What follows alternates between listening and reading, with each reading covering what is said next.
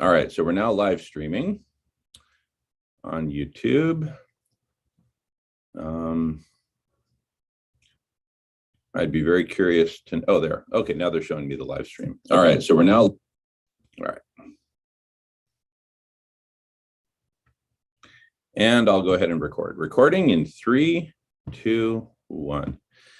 Hello, everyone, and welcome to the Block Party. We're having a really cool conversation with our Brett Minster full of it, aka Brett, and super cool to see you, Brett. Welcome back. We're also joined by James and Marco, and we're recording and we're also live streaming on YouTube. The conversation that we're having is a conversation about heat and the heat that's getting accumulated in the planet. And here's we're going to talk about heat and we're going to talk about temperature. Temperature is a measure of heat. And as we're going to see in the case of the overheating planet Earth, temperature is a very misleading indicator of the amount of heat that we're experiencing. And I'm going to explain why. I'm holding in my hand a glass of orange juice, but I invite you to just imagine that instead of being a glass of orange juice, it's a martini, right? With a big ice cube in it, okay? Now, as long as there's any ice at all in my drink, the temperature of the drink will be exactly 0 degrees centigrade. That's the freezing point. Because when ice and water are in equilibrium with each other, the temperature is 0 degrees centigrade. That's the temperature of the ice cube, and it's the temperature of the water. It's in equilibrium. But it's a dynamic equilibrium because as I hold this with my hand, which is warming it, see, heat is flowing from my body through my fingertips. Hey, Brett, you're frozen. I just want to make sure you're still with us. You're still hearing it and everything. Brett, are you still there? Brett's frozen. He thought about ice so much he froze.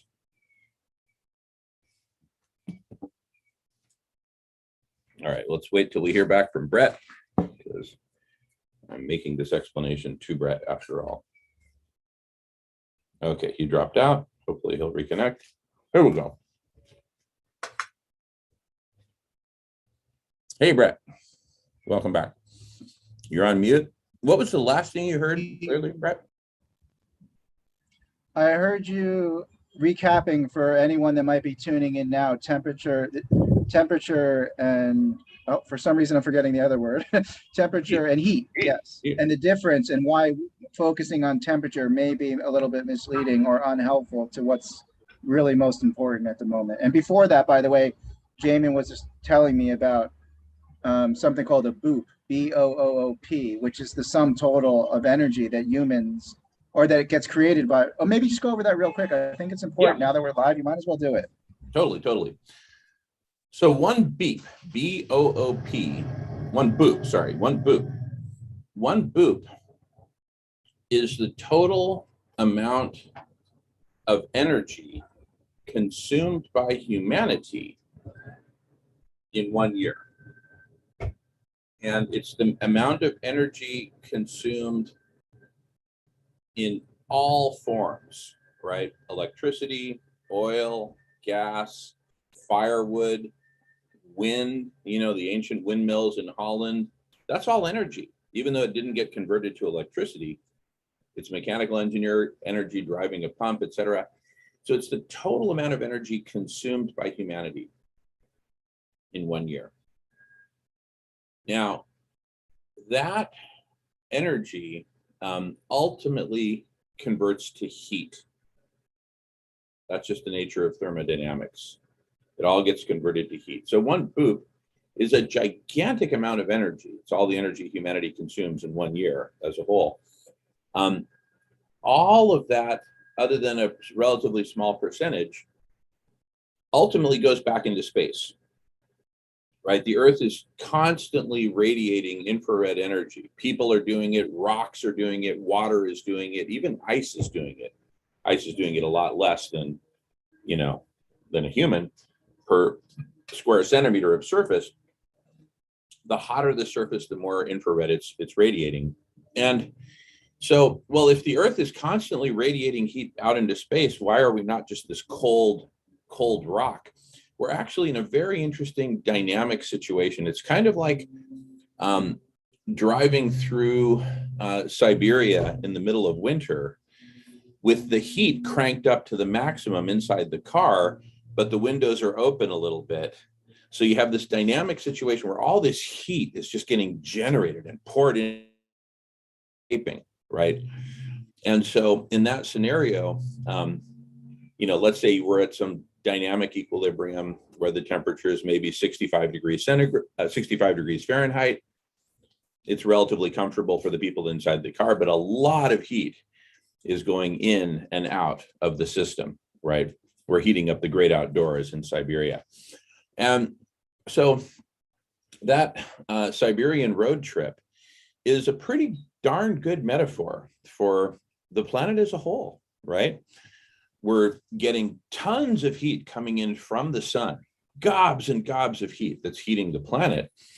And the vast majority of that is escaping out into space, mostly through infrared radiation, right?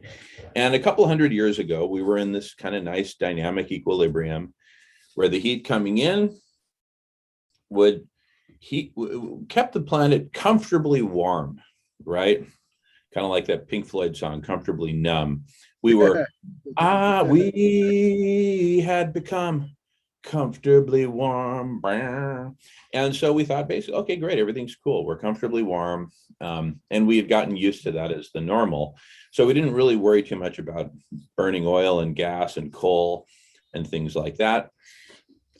And then it started to dawn on us that, wait a second, we're actually overheating, and it was measurable. And it's because of the greenhouse gases that would trap the infrared that's trying to escape, but only trap a portion of it.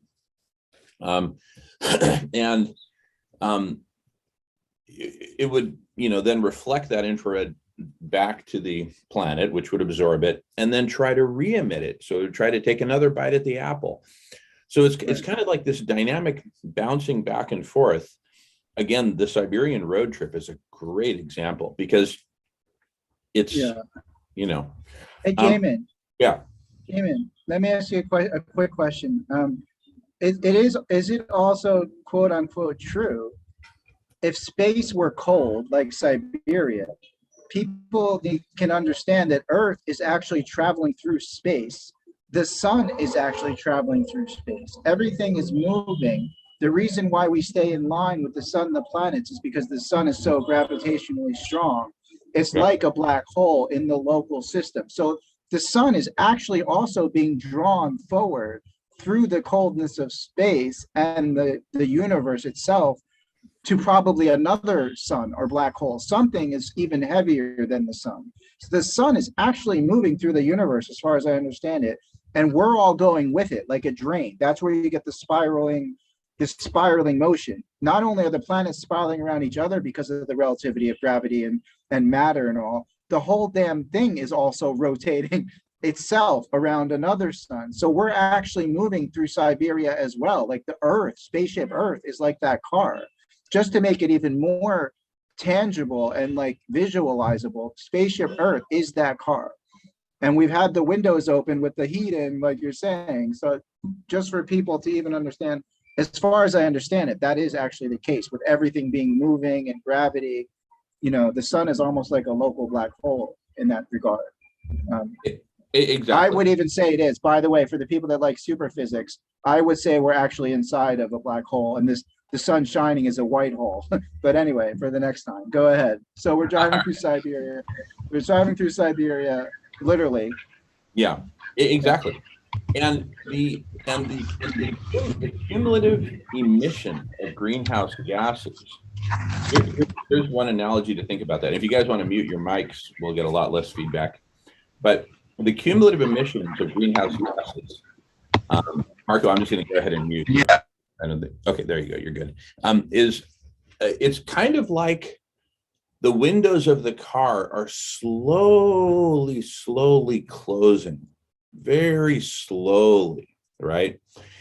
And so it's getting warmer and warmer inside the car, right?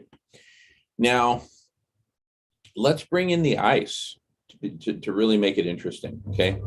So imagine in the back of the car, like imagine it's some giant SUV or something, and all the passengers are up front and in the back seat, but then behind them is this giant space. And imagine it contains a tank of water that's totally open, right? And inside that water is a giant chunk of ice, okay? So even though the windows are very almost imperceptibly going up over time, over the course of, let's say, hours, right? Just to make it a nice human feelable analogy. And heat is accumulating now. Now it's getting, heat's accumulating inside the car, but most of that accumulated heat is melting the ice. So we don't really feel it, right? And back to the martini, imagine I'm not sure if I said this pre-recording or after recording, but imagine this glass of this martini that I'm holding with its ice cube. So heat is flowing from my hands.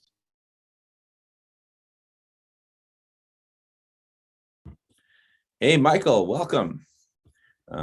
We are recording and broadcasting here with Brett. And so I'm just giving an analogy here. Imagine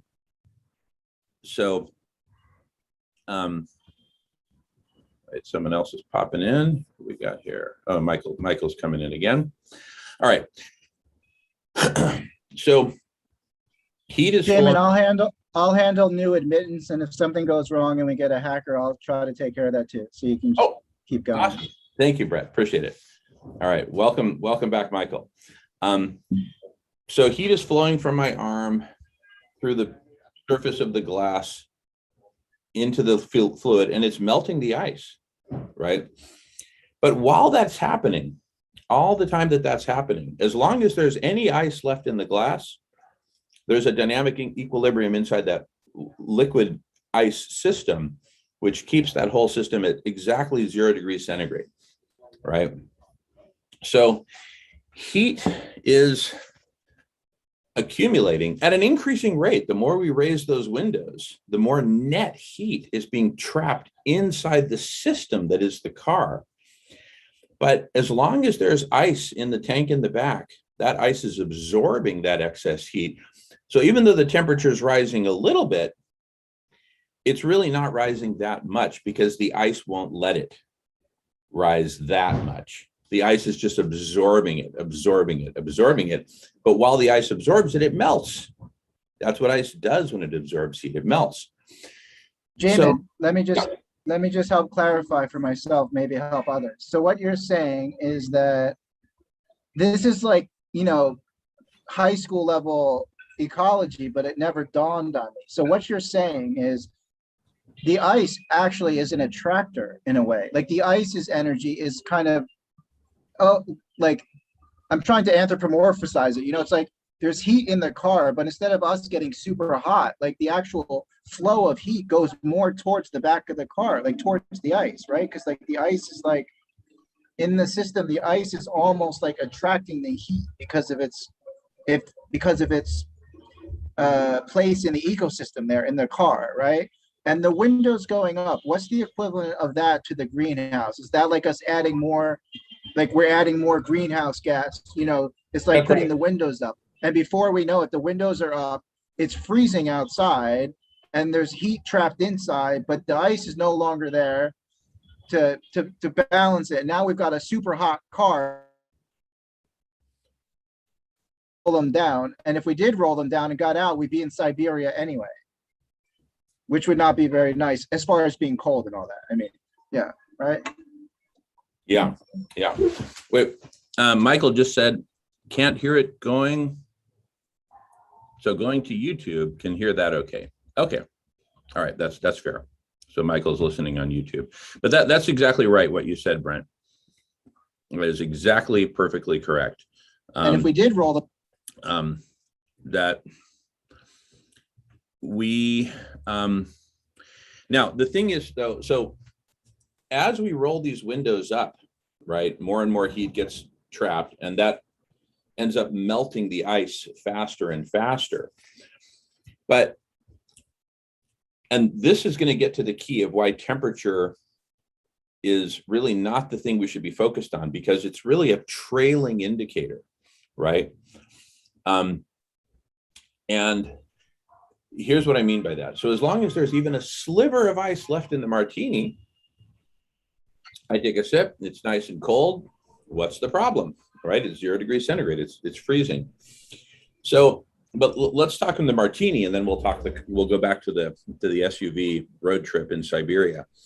So wait, Jamin, yeah. So the ice cube is still 0 degrees, but it has shrunk, so to say. That's like it. The ice cube itself, the tiny piece of it might be 0 degrees, but eventually, obviously, if it melts completely, there's nothing left there it will no longer be homeostatic, because we've actually, it's kind of like you're saying, you don't notice it because while it's happening, because of relativity, even perhaps, while it's happening, it all seems copacetic, like you're saying, like, hey, it's still 0 degrees, it's still good. But meanwhile, the thing that is driving that ability is actually decreasing. The system itself that is able to keep that from happening is actually itself decreasing. So it looks good until the end. It looks good until the midnight hour, basically. Exactly. So let's talk about that midnight hour. So for the martini glass, if you were to plot as a function of time the temperature of the martini glass, it'd be 0 degrees centigrade, 0 degrees centigrade, 0 degrees centigrade. And let's say when it hits my armpit here, that's when the last of the ice melts. And then it's just going to spike, and it's going to go up, and it's going to keep on going up because heat is continuing to flow into the system. There's just nothing left to absorb that heat and create the artificial impression that everything's fine, everything's cool and normal, right? So what we should really be focused on is not tiny variations in the temperature here, but the amount of ice that's being melted, and the rate at which it's melting, and what's going to happen after we lose the last of the ice. So, by the way, Jamin, thank you. Like, honestly, even though you know how finitely intelligent I am and how much I read and think about, I honestly did not understand global warming or climate change or whatever the fuck the right word is the way until you just described this whole thing. So I would recommend taking this out and having someone edit out like literally your whole story and metaphor. It's like, I mean, I'm shocked at myself, but whatever. At some point you have to learn. So sorry, go ahead. Exactly. And and the thing is, you're one of the people on this planet who's both most intelligent and most dialed in overall. Fine, you don't have an advanced degree in science or engineering, but you're nonetheless very dialed in, very intelligent. You absorb information like a sponge. You're constantly communicating with folks. So what we're looking at here is not a failure of Brett, okay? Marco, I just muted you. Okay. What we're seeing here is not a failure of Brett. What we're seeing here is a failure of humanity as a whole, of basically following the government. And what's the government doing? Following the money. And what does the money want us to do? Trying to go to Mars or build bases on New Zealand, so the people that have the most money can try to somehow, again, in their silliness, avoid this collapse. They don't think they can avoid it, so they try to go to Mars or build underground things in New Zealand. But like you're saying, yeah, exactly. Yeah, those folks, I refer to them as heroin addicts with a bunker. They're addicted to the heroin that's causing them to do all this sinister stuff, including spend billions of dollars on misinformation campaigns to make us think it's climate change, like everything's always changing and it's cyclical and this and that, rather than calling it what it is, what we used to call it back in the 80s, which was global warming. The planet is overheating. See, because global warming puts the focus on the heat, which is where it needs to be. Climate change is just this. And people, by the way, Jamin, in our studies of human behavior for the social architecture, for we're always talking about a co-creation platform and social architecture, because we started looking at Chinese medicine, which is very metaphorically appropriate to what you're talking about, one of the main, as you might imagine, mirror or reflected states of human entropy, because you're talking about entropy on some level with thermodynamics. Human entropy is basically, in our opinion, highlighted by overheating in the human body. Humans work so hard. Competition thing, like be your own entrepreneur, that from a Chinese medicine perspective, also, there's almost a collective overheating on the body level, which obviously is no coincidence. Yeah. Yeah, Marco. Good stuff, Brett. Marco, yeah. Yeah, I don't seem to have on this Chromebook, there's no way to raise your hand electronically. The only difference between the martini glass, oh, I'll save it for Brett. The only difference between the martini glass ice and the ice on the planet is we're also losing the reflectivity.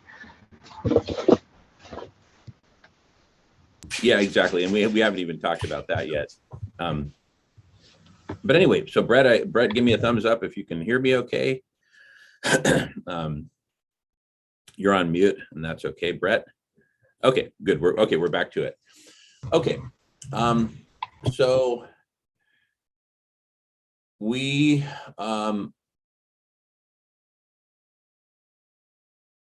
so just to reiterate the last point, when the last of the ice is gone, that's when temperature will really spike. Prior to that, it's being extremely muffled, right? And then it's, so to focus on temperature is kind of like, let's say that I'm in some hospital or something, and all people are focused on is my pulse. Does Jamin have a pulse? Yes, he's got a pulse. Okay, if he's got a pulse, everything's fine. I might be bleeding to death, right, slowly over the course of hours, but hey, as long as my heart's beating, I've got a pulse. Hey, he's got a pulse, everything's fine. Go attend to other patients. And then suddenly when I flatline and there's no more pulse, then everyone gets excited and comes in and says, okay, gee, something must be wrong here. Homeboy doesn't have a pulse, right? I might be brain dead for the past 5 minutes because of no pulse. But that's literally the situation we're cruising towards. We're just like, all right, does the planet have a pulse? What's the temperature? Well, we've only risen by 1 degree C. What the hell's the problem? 1 degree C, right? I can't even tell if I mess with the air conditioner, whether it's plus or minus 1 degree C. So it's, so we're looking at this trailing indicator. By the time temperature really starts to spike, which could happen as soon as this next summer, because that's when it's summer of 2022 is when it's predicted we'll have an ice-free Arctic. An ice-free Arctic for the first time in human experience, an ice-free Arctic. Let me tell you why that's doubly bad. One of them is for the martini effect that I talked about, where temperature then spikes. In fact, there's a video. See, a lot of this stuff is already recorded from the last press conference. There's a segment towards the end called Guy McPherson's Martini Glass, where I talk about exactly this, right? And then other segments are it's all about the boops. Another one is it's the heat, stupid, right? Kind of like Bill Clinton campaign, it's the economy, stupid. But back to it. Why is it doubly bad? One is the martini effect, but the other is that the ice in the Arctic is a giant mirror, as you know, that's reflecting sunlight back into space rather than let that sunlight get absorbed by dark blue ocean seawater.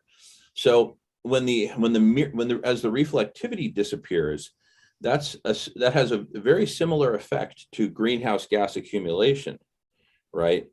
And so it's kind of like when the last of the Arctic ice melts and disappears, we lose that mirror. That's like the windows just jolting up like a full inch just instantly, right? because that has instantaneous effect on the heat load on the planet. Incidentally, the melting of the Arctic ice has gone relatively unnoticed by humanity because we mainly look at the surface area of the thing. And yeah, the surface area is shrinking, but the warm ocean water underneath the ice is eating away at its thickness. So it's actually very thin right now.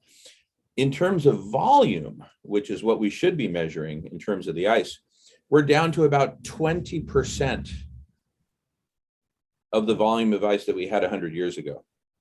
We've lost. It's like a crazy Titanic metaphor, dude. It's like Spaceship Earth is actually the Titanic, and we're not going to hit an iceberg. We're going to do the reverse because there's no fucking iceberg left. It just looks like an iceberg. Like you're saying, on the surface, on the facade, it looks like there's plenty of ice. But what you're saying is most people, even like me, didn't understand. It's been eating away from the bottom. So it looks like it's all the Arctic and it's on top, but it's really like icing on the cake. Like it's nothing. The problem is looking more deeply, as usual, metaphorically speaking. We're not looking beyond the surface. And now our mirror, and by the way, in case you can integrate it in, is it also possible to make more ice to help solve the problem? We'll talk about that. Aside from also brief. Okay, cool. Yeah. We'll definitely talk about that. So the bottom line is that the situation is extremely dire. Okay, so now that we've covered the basics of what's going on, let's talk boops. So one boop being the amount of energy humanity consumes in 1 year. Ultimately, 100% of that goes to heat, and the vast majority of that radiates back out into space.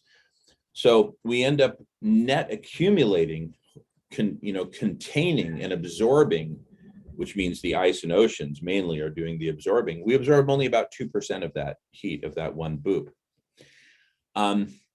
Now, the energy coming from the sun that hits the Earth atmosphere system is approximately 9,000 boops per year. 9,000, right? And it's those 9,000 boops that keep us warm. If it weren't for the sun, we'd just be a ultra frozen block of ice just hurtling through cold space. But the same 2% applies not only to the energy generated by humans, but to the energy coming in from the sun, because basically we just have this net entrapping. The planet has become an absorber of heat. So what is 2% of 9,000 boops? It's approximately 180 boops. 180 boops, right? There's a massive amount of heat that we're net absorbing, right? It's like having 180 humanity-sized flamethrowers, planet-sized flamethrowers, blasting simultaneously on the oceans and on the ice. And the ice, even at 20% of what it was 100 years ago, it's still a massive chunk of ice, and it's just absorbing and absorbing and absorbing all this heat until it's gone, right? It's actually unbelievable at the moment. The statistics for the amount of heat that the oceans are absorbing at the moment has gone from 3 to 5 nuclear bombs going off a second into the ocean. That's according to Professor Peter Carter. The Earth is absorbing the equivalent of 3 nuclear bombs going off per second from the sun, like. And it's gone from 3 to 5 in what span of time, James, roughly? In about 2 to 3 years, because he was only talking about. He said he was gone to the last COP convention, and it was when he went to the last one. He spoke to a person that he had only spoke with 2 years prior to that, and at that time it was 3 years. Or it was 3 nuclear bombs per second.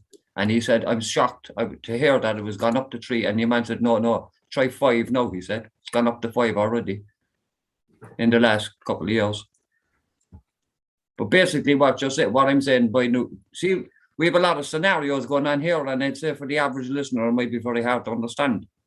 So I would say keep the scenarios to a minimum, stick with the boops, explain that one, and then explain the scenario. Because once once people understand what a boop is, how many of them are holding back, and because of our one artificial boop, which has the side effect of greenhouse gases and contains the other, helps to contain heat. That's what's trapping 137 boops at the moment and rising. And that's what's causing the ice to melt in the glass. And once the ice is gone, the water's temperature spikes and the reflectivity is gone because the reflectivity is gone. So, it's just, high temperature straight up peaking. I mean, it's very hard for some person to understand that 1 degree temperature doesn't seem like a lot. But when you're talking about a slither, when you're talking about ice and water, that 1 degree is the difference between a solid and a liquid in the Arctic. And the Arctic is actually warming up to 7 times faster than the rest of the world globally. So once the ice is gone, that 1 degree is that 1 degree is what we're actually hoping it doesn't go up by 1 more degree. But it's definitely it's gone next year. Like, anyway, sorry for interjecting. Yeah. I mean, the rate of accumulation of heat is so extreme. It's really only paralleled by one thing I can think of in my experience on this planet. The rate of accumulation of heat is only paralleled by the degree of denial and inaction by humanity as a whole. Our inability to come to terms with this. And quite frankly, it scares the crap out of me, right? We might, all of us, the 4 people on this call and the rest of the 8 billion of us, we might all be gone within, a couple few years because of this.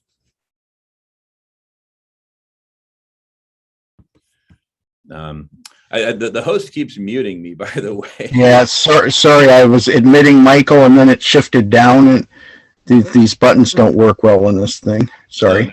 No worries. It's all good. Thanks, Marco, and welcome back, Michael. So, the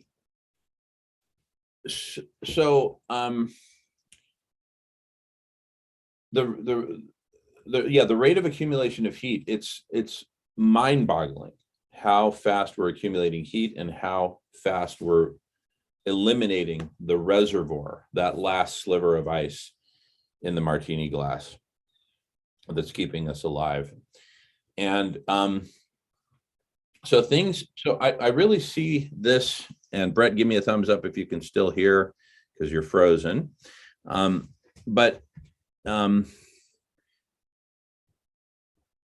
What's fascinating is that even though this is well known to NASA and atmospheric scientists and oceanographers, et cetera, all this is very well known, right? Hey, Brett, now you're not frozen anymore. So I assume you didn't miss a beat. Thank you. So all this is so well known, but it's kind of like the captain of the Titanic is hesitant to sound the alarm. And I think the reason that the captain is so hesitant to sound the alarm is that the captain herself does not know about real solutions. Hey there. Hey. The captain herself doesn't know about the real solutions. All they know is about decarbonization, right? Oh, I think you're probably looking for my cousin Tom. He's in the back there. Are you Cleveland Heights residents? No, but Tom is. I'm in a meeting right now. But if you look in the back there, yeah. Thank you. Sure. I'm sorry. The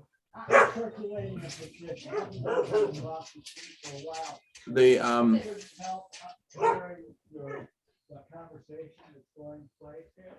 And so oh, this guy overheard the conversation because I'm in the sort of the sunroom here towards the front of the house. So this petitioner came back, but now he's talking to my cousins. Anyway, But You were saying the captain herself isn't necessarily aware of the solutions. Mind you, it's mostly because the solution is about cooperating and sharing resources at the expense of one's perceived own treasure chest. So obviously, the world's great thinkers and believers and lovers with the world's greatest resource holders could easily, in literally weeks, start turning the ship around. Literally, we've already seen that through COVID, like, Yeah. different species coming back to the oceans, the earth is very resilient that way. So the real solution, I'm sure you're getting to on some level, isn't the technology, it's the technology of co-creation, or the Yeah. technology of cooperation, or the technology of togetherness, or whatever that might be. And that's why it's so hard for humanity, because Yeah. at the same time, we have to realize we need to learn to be better scientists. Most fundamentally, like they always said, we have to learn what we learned in kindergarten, Yeah. which is how to treat each other nice and share. Exactly. Now, in this case, most of the leadership, most of the billionaires, most of the political leaders, etc., are all under a collective delusion that if we reduce greenhouse gas emissions, then the planet will cool down. That is completely false. It's actually doubly false for the following reason, right? So let's say that here's the analogy, going back to the SUV in Siberia. So let's say the windows are 2 inches from the top, right? Dangerously close to the top. We're overheating like crazy, and the ice is melting like crazy, right? And the rate at which the ice is melting is a function of how wide the windows are open, right? Obviously, if they were wide open, back to normal, the ice wouldn't be melting at all, right? So what's going on here, and even if the windows were to stop rising and they were to just be stuck in place at 2 inches from the top, the ice would continue to melt at the phenomenal rate. The windows changing and the windows getting closed gradually over time is almost a secondary effect at this point, right? The primary thing is that the windows are very closed, only open a little bit, and the ice is melting at a horrific rate. And Brett, give me a thumbs up if you can still hear. Maybe you just turned off your video, and that's fine. But the mass delusion that's going around is that if we reduce the rate at which the windows are closing, the car is suddenly going to cool, right? And let's take it to an extreme of net zero carbon emissions. Net zero carbon emissions simply means that the windows are no longer closing any more than they already have. Okay, Brett just popped out, but he'll be back, I'm sure.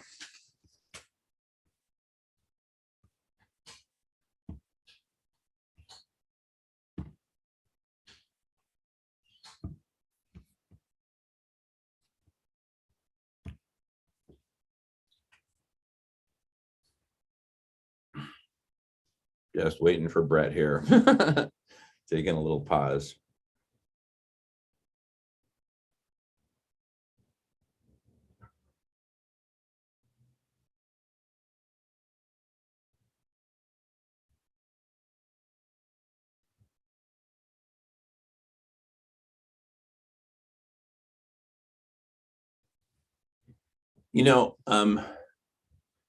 So this whole net zero delusion.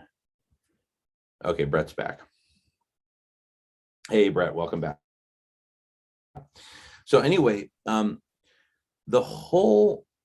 vast majority of humanity is under this delusion that if we achieve net zero carbon emissions, that suddenly things are going to get better. That all that means, net zero carbon emissions, it simply means that the windows no longer move. They're stuck in place at 2 inches from the top. So the rate of overheating is now constant. You still have 180 flamethrowers blasting away. Oh, but there's good news. What's the good news?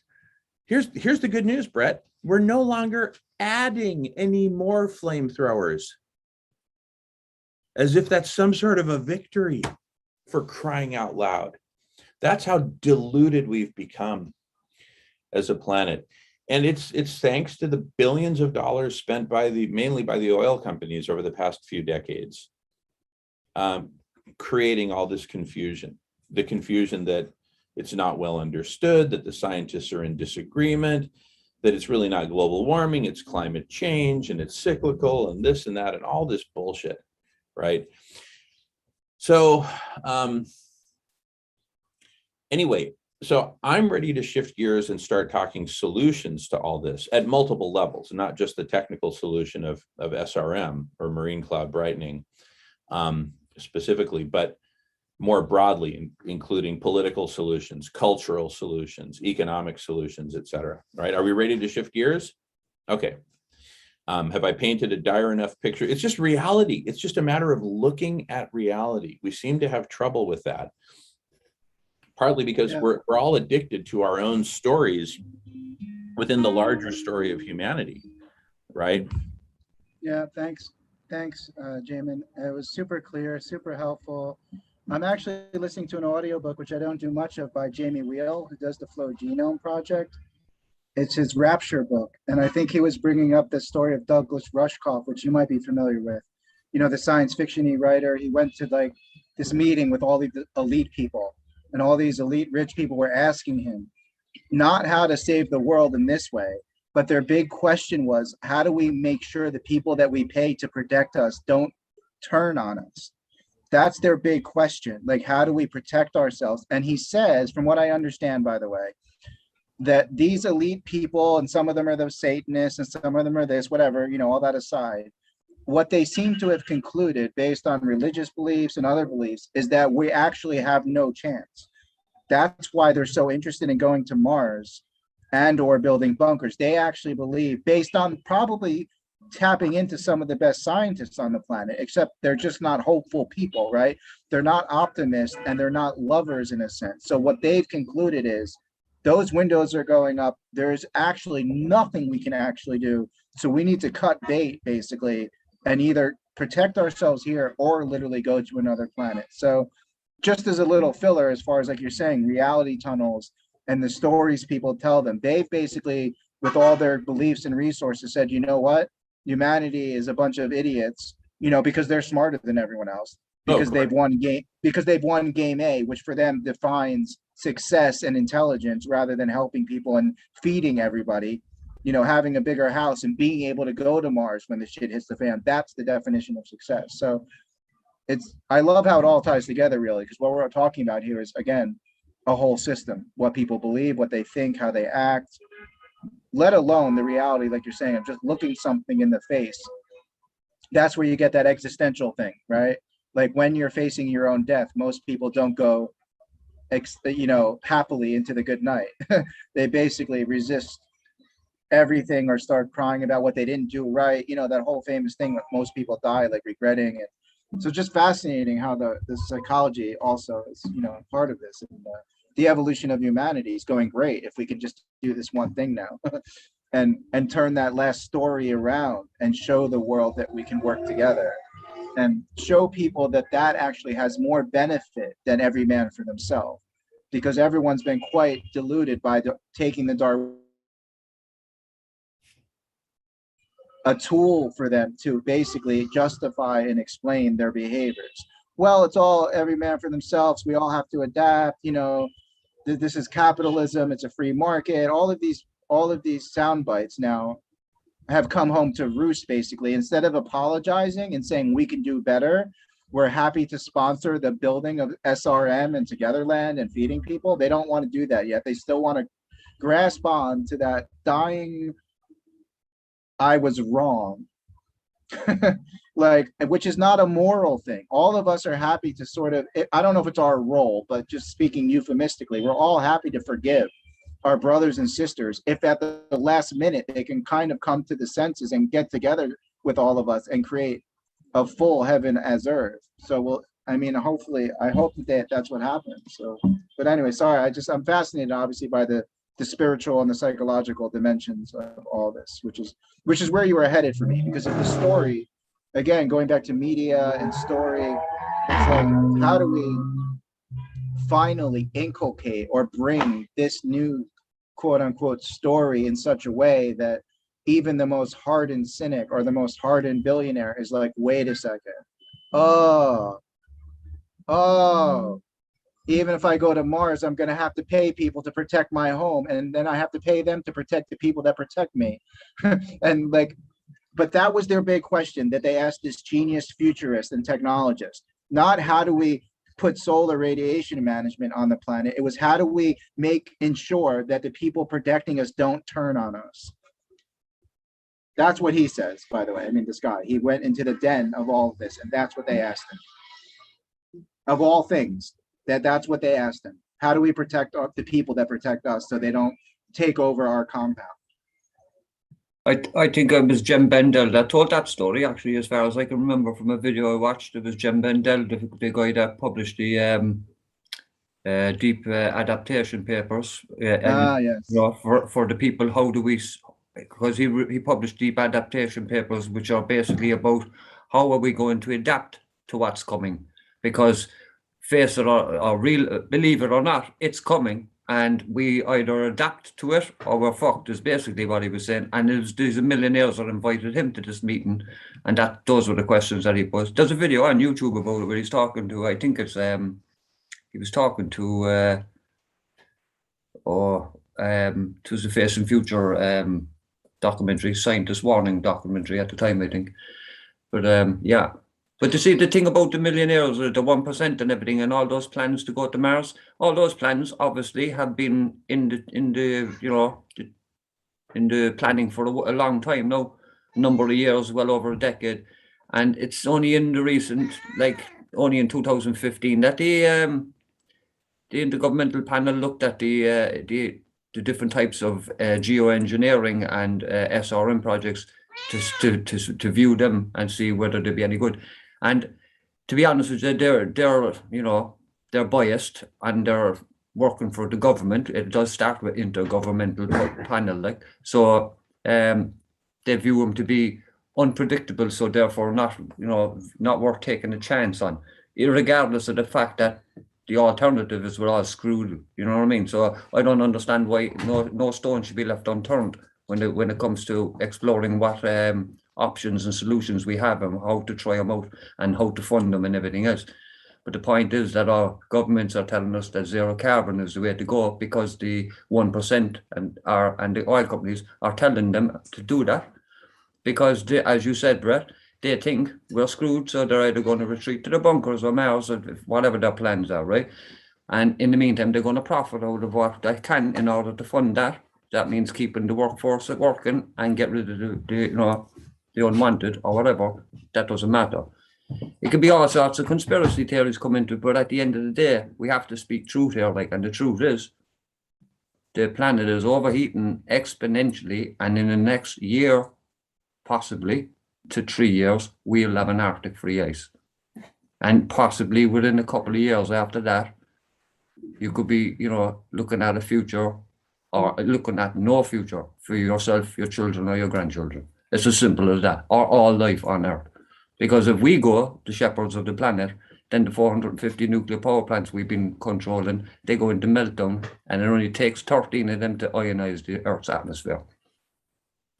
Well, 450 will do a lot better than 13. So, the clock is ticking, people, and our governments are working for they're working for the 1%. We have to actually do this and fund this research as fast as possible and get this solar radiation management plan up and running, because that buys us the time for the decarbonization and for changing society and for changing the economy. Well put, James. It's Michael. Hello. Thank you, Michael. I agree with you completely. And I've taken the liberty to plan a major concert called Live Save, Concert for Earth. This Valentine's weekend, February 12th and 13th, we're going to try to raise $50 million for our projects. We can put that money into solar radiation management right away. It's mainly a PR, it's a press conference, a large press conference for us. Get our word out. It just Awesome. happens to carry major rock and roll stars of all types. 2-day concert in Detroit, Michigan. Whoa, I can't believe it's Michigan. Michael, I got to hear all about it. I wrote a letter to the universe last year to communicate to Brian May of Queen, who said he wanted to pass the baton of Live Aid. And when I wrote my statement, I said the first place to do it was Detroit, Michigan, for specific reasons. So I'm super interested in learning more and finding a way to contribute to that. So if you can let me know, I'll put my email in the chat and I'll try to help out. Yeah, I'll send the proposal to you right away after I get your email. Live Save Concert for Earth, February 12th and 13th. I want you all to speak there. I'm 100% down. I'm excited, and I'll catch I've up already with you. I put invited it in- little Steven Van Zandt. I just bought his book and I just sent him the proposal asking him to join as a co-producer. Little Stevie.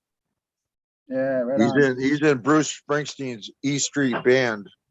I grew up next to where Bruce Springsteen is from in Freehold on Route 9, so I know. Freehold. I've been reading about. Yeah, I've been reading about this in Stevie's new book called Unrequited Infatuations. Nice. It's about how I was wanting. he produced Sun City, remember? Saved South Africa, prevented Yeah. apartheid. Yeah, a Sun little City. bit, a little bit. Sun Yeah. City. Awesome. But Great. anyway, I don't want to take over the meeting. I think today is open forum. Is that correct or not? Well, right now we're talking about solar radiation management specifically, and then later it'll shift into open forum mode. But right now we're Okay. yeah, Okay. Thank you. Proceed. I'm very motivated, as you can tell. Thank you. Awesome, Michael. Really excited to hear about what you're working on, and also count me in as a speaker. Thank you very much. I'm very inspired. Thank you. Awesome. Thanks, Michael. Sure. Yes. So shifting gears to talking solutions. Let's talk solutions now. The big solution that very few people even know about, but it is it's not the one and only solution. It's about probably 98% of the solution at this point is solar radiation management, if not 99%. It's the one thing that can not just stop this exponential growth of planetary overheating, which is killing us all, but actually reverse it. Yes, you heard me right. We can actually reverse this net overheating that's happening and go into a state of net cooling, where we're shedding dozens to hundreds of boops per year of net heat and refreezing the Arctic in the process, refreezing Greenland, refreezing the parts of Antarctica which have melted and which represent, one of now dozens of existential threats. We can cool the planet. And the way is very simple. And back to our Siberian SUV metaphor, it's basically turning down the heat that's being generated by the car that's flowing into the car, just turning it down a bit. That's all. The windows are way up, right? It's going to take us decades to centuries to get those to come down. So in the meantime, rather than putting all of our focus on the windows, we can also just turn down the bleeping heat. And put a sweater on while you're driving. And the way to turn down the heat is very simple. Reflect a significant portion of the sunlight that's coming to the planet back into space. Full stop. Which isn't even having anything to do with changing human behavior or the nuclear or the oil burning or anything. It's actually focusing on the natural side of things that has now become a problem too for us. Not a problem for nature, but a problem for us. The Earth will be fine. Let's never forget, like evolution and Earth and things regenerate. It's those of us who want to live a beautiful, happy life with our friends and families that are concerned, about having the best time possible, really, and as a spiritual being, I'm not even worried. Like for me, at some point, I'm going to die anyway. Like I assume, physically die and whatever. So death comes to us all in that way. But really, the question is like, do we want to go out like that? For me, on a simple level, do we really want to go out like this when we had everything available to us to end all this poverty and sickness? We actually had it at our fingertips. It's really an epical moment in the history of history, that we, conscious evolution, Barbara Marx Hubbard called it, and other people, realizing, as Bucky said, we are architects of the future, not its victims. So at the same time, it's quite exciting, or not exciting is not the right word, but it's our time. The universe is inviting us, requesting us to all step up and be co-responsible for our experience. So I guess I just got to stay hopeful that as we crack this, it really opens up a new space for humanity to understand itself.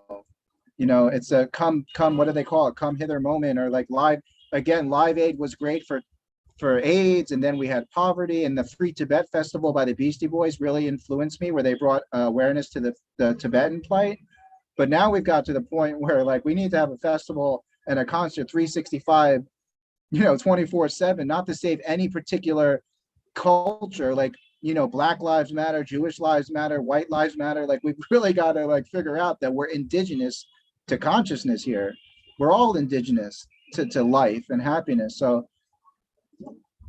positivity feels like, it's why I like hanging out with all of you. None of you here are dreamers or avoiding things, but positivity and laughter and love feels like the only way to actually get there. Beautiful, beautiful. And, really recognizing our agency, right? Let's just start with the 5 people in this room. The 5 people in this room have the agency to be a Bucky filler trim tab that influences the rudder, which influences the whole darn, aircraft carrier, right? In profound ways. Michael, yes. You're on mute. I'm reacting positively, but I'm holding the phone with one hand, so I'm reacting Oh, positively. I see. Okay, so just wave, wave reacting positively versus just raise your hand. Okay. Yeah. Okay, very good, very good. Thanks, Michael. Appreciate it. Yeah. So the agency of the 5 of us in this room is utterly profound, right? 3 of us in this room, plus a couple more, relaunched the press conference last week, which was phenomenally successful, hugely successful.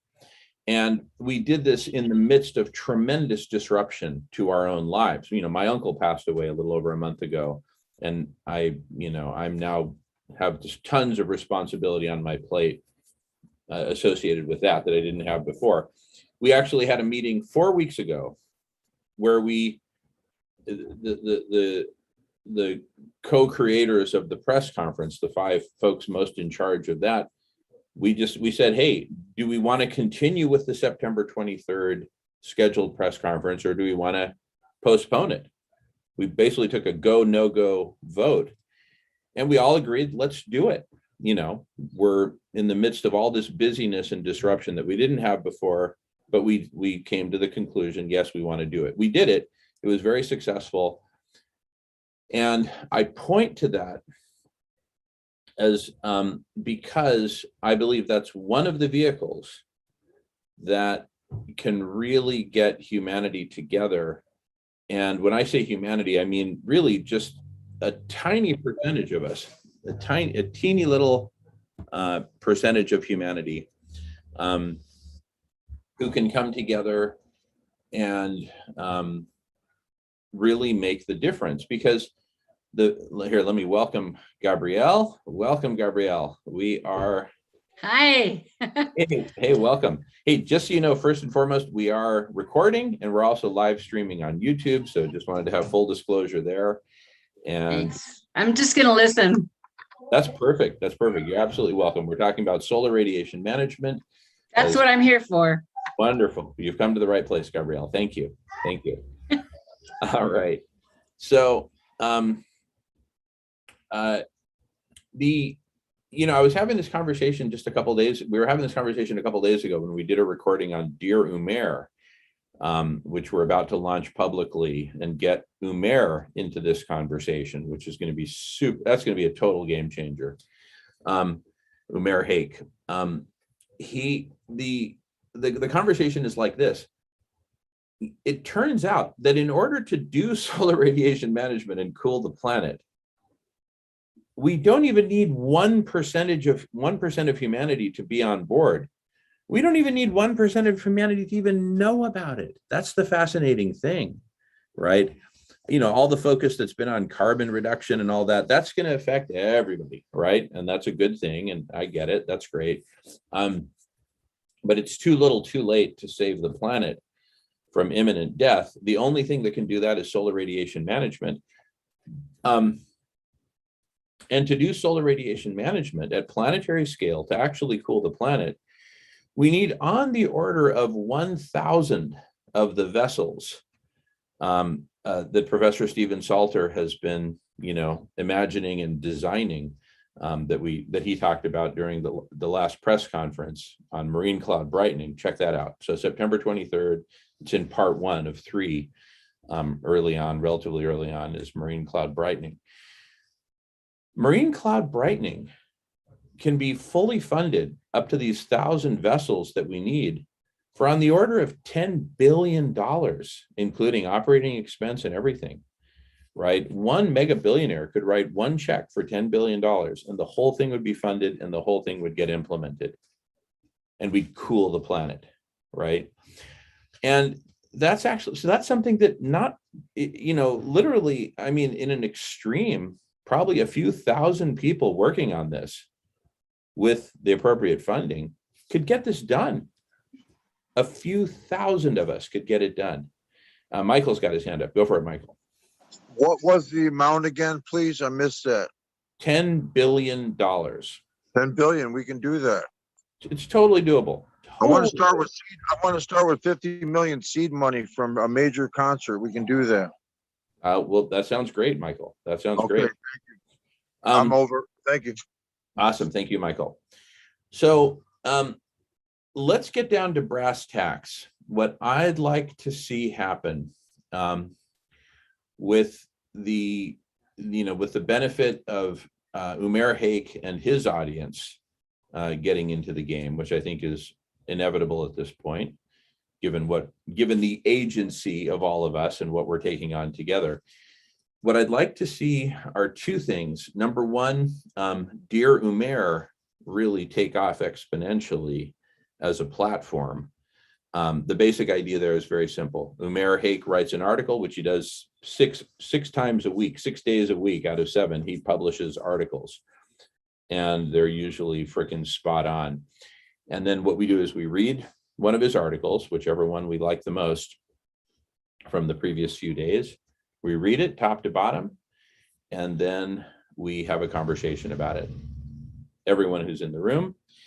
And neither Umair nor his audience know about Dear Umair yet. We haven't published it yet. That's my big project for the next week or so while I'm here in Ohio. And but when they hear about it, they're going to come, whether trickling in or gushing in, it doesn't matter. They will come, and Dear Umair is just going to really take off as a platform, as a venue, as an ongoing resource for humanity. And then the other big thing is the press conference. And my goal is that my short-term goal is that we get the press conference going on a monthly basis. So one Thursday out of the month, we all meet at the press conference, and we all, and then everyone who has an update to provide about, one or more solutions to our planet's problems provides that update, and we're off to the And then we have Q&A and discussion and all that. I mean, we had 40 presentations at this last press conference. At the very first press conference in November last year, we had over 70, Brett amongst them. And as we get into a monthly rhythm, we're probably going to have, as we'll have more and more presenters, we'll probably have to shrink it down from 5 minutes to 4 minutes to 3 minutes kind of thing, so that everyone can, have a chance to present, and share what they're working on. And then the idea is that once they've presented and they say, listen, here's where you can find us, right? Here's where you can meet us on our bi-weekly open houses or however frequently they meet. Then those who are interested in jumping in on that particular project can do so, right? So it's a way to really get the world's change makers together to meet each other and hear about each other and what each other is working on, but also to broadcast it to the world as a press conference. That's the whole idea of a press conference, is that you've got something important to share, you share it very publicly, very broadly, and the world then gets to hear about it and participate in it. And in the process, my goal is that we turn this solar radiation management solution into an avalanche of humanity, right? Jumping in, participating, and doing all the things that we need to do to make it happen. Michael's doing a benefit concert. Someone who's a scientist might organize, a convention of scientists to get on it and really get serious about it. Other funders to come in and do their part, volunteers, musicians, artists, politicians, etc. Hey, Oakley. I thought that I ran this past the great cannabis activist John Sinclair. Yeah. Who John Lennon wrote a song about him. Anyway, it'll be like Detroit won World War II again. We can build the solar radiation mirrors here in Detroit. We can win the war again. Over. Interesting. Yeah. It turns out that the amount of technology that we need to develop for this is, number one, very straightforward and not that challenging at all. I mean, like when I had my first meeting with Professor Stephen Salter, we met for like 5 hours straight, our very first meeting. He brought in some other folks, I brought in some other folks. And, one of the gating factors to getting this whole thing done turns out is filtration of ocean water, right? The ocean water has to be pre-filtered before it can be pumped through these glorified shower heads with infinitesimally small apertures to create the droplets for marine cloud brightening. And I just said very simply, look, this filtration problem, I know it's going to be some work and it's maybe not going to be easy, but it is a totally solvable problem. Absolutely, totally solvable, right? It's really no problem at all. I mean, in the grand It's scheme. not rocket science. It's not rocket science. It's fucking filtration. We've been doing filtration for millennia. Now, this is high-tech filtration, very stringent standards and all that, but nonetheless, totally achievable. It's compassion science, it's empathy science, it's cooperation science, if anything, that's what it is. Because like you said, there's no question that prototyping that stuff, gosh, it's not like they're building a new particle accelerator and they've got to make sure that a mistake they make doesn't burn down the whole, half of a country or something. Like, it's ridiculously simple. That's going to be the whole story of this whole thing after we actually win, of how simple it actually was. Oh my God, no, it's going to be, this whole story is the emperor's new clothes writ large, writ at planetary scale. It's going to be the kind of thing that ordinary people are going to be asking themselves, how could it be that I was so asleep? How could it be that I was so darned asleep? Hey, no kitty, right? Can I paint my roof white? Can I paint my roof white from the government paint program? Yeah, so here's the thing. And let me answer that really quickly in the following way, Michael.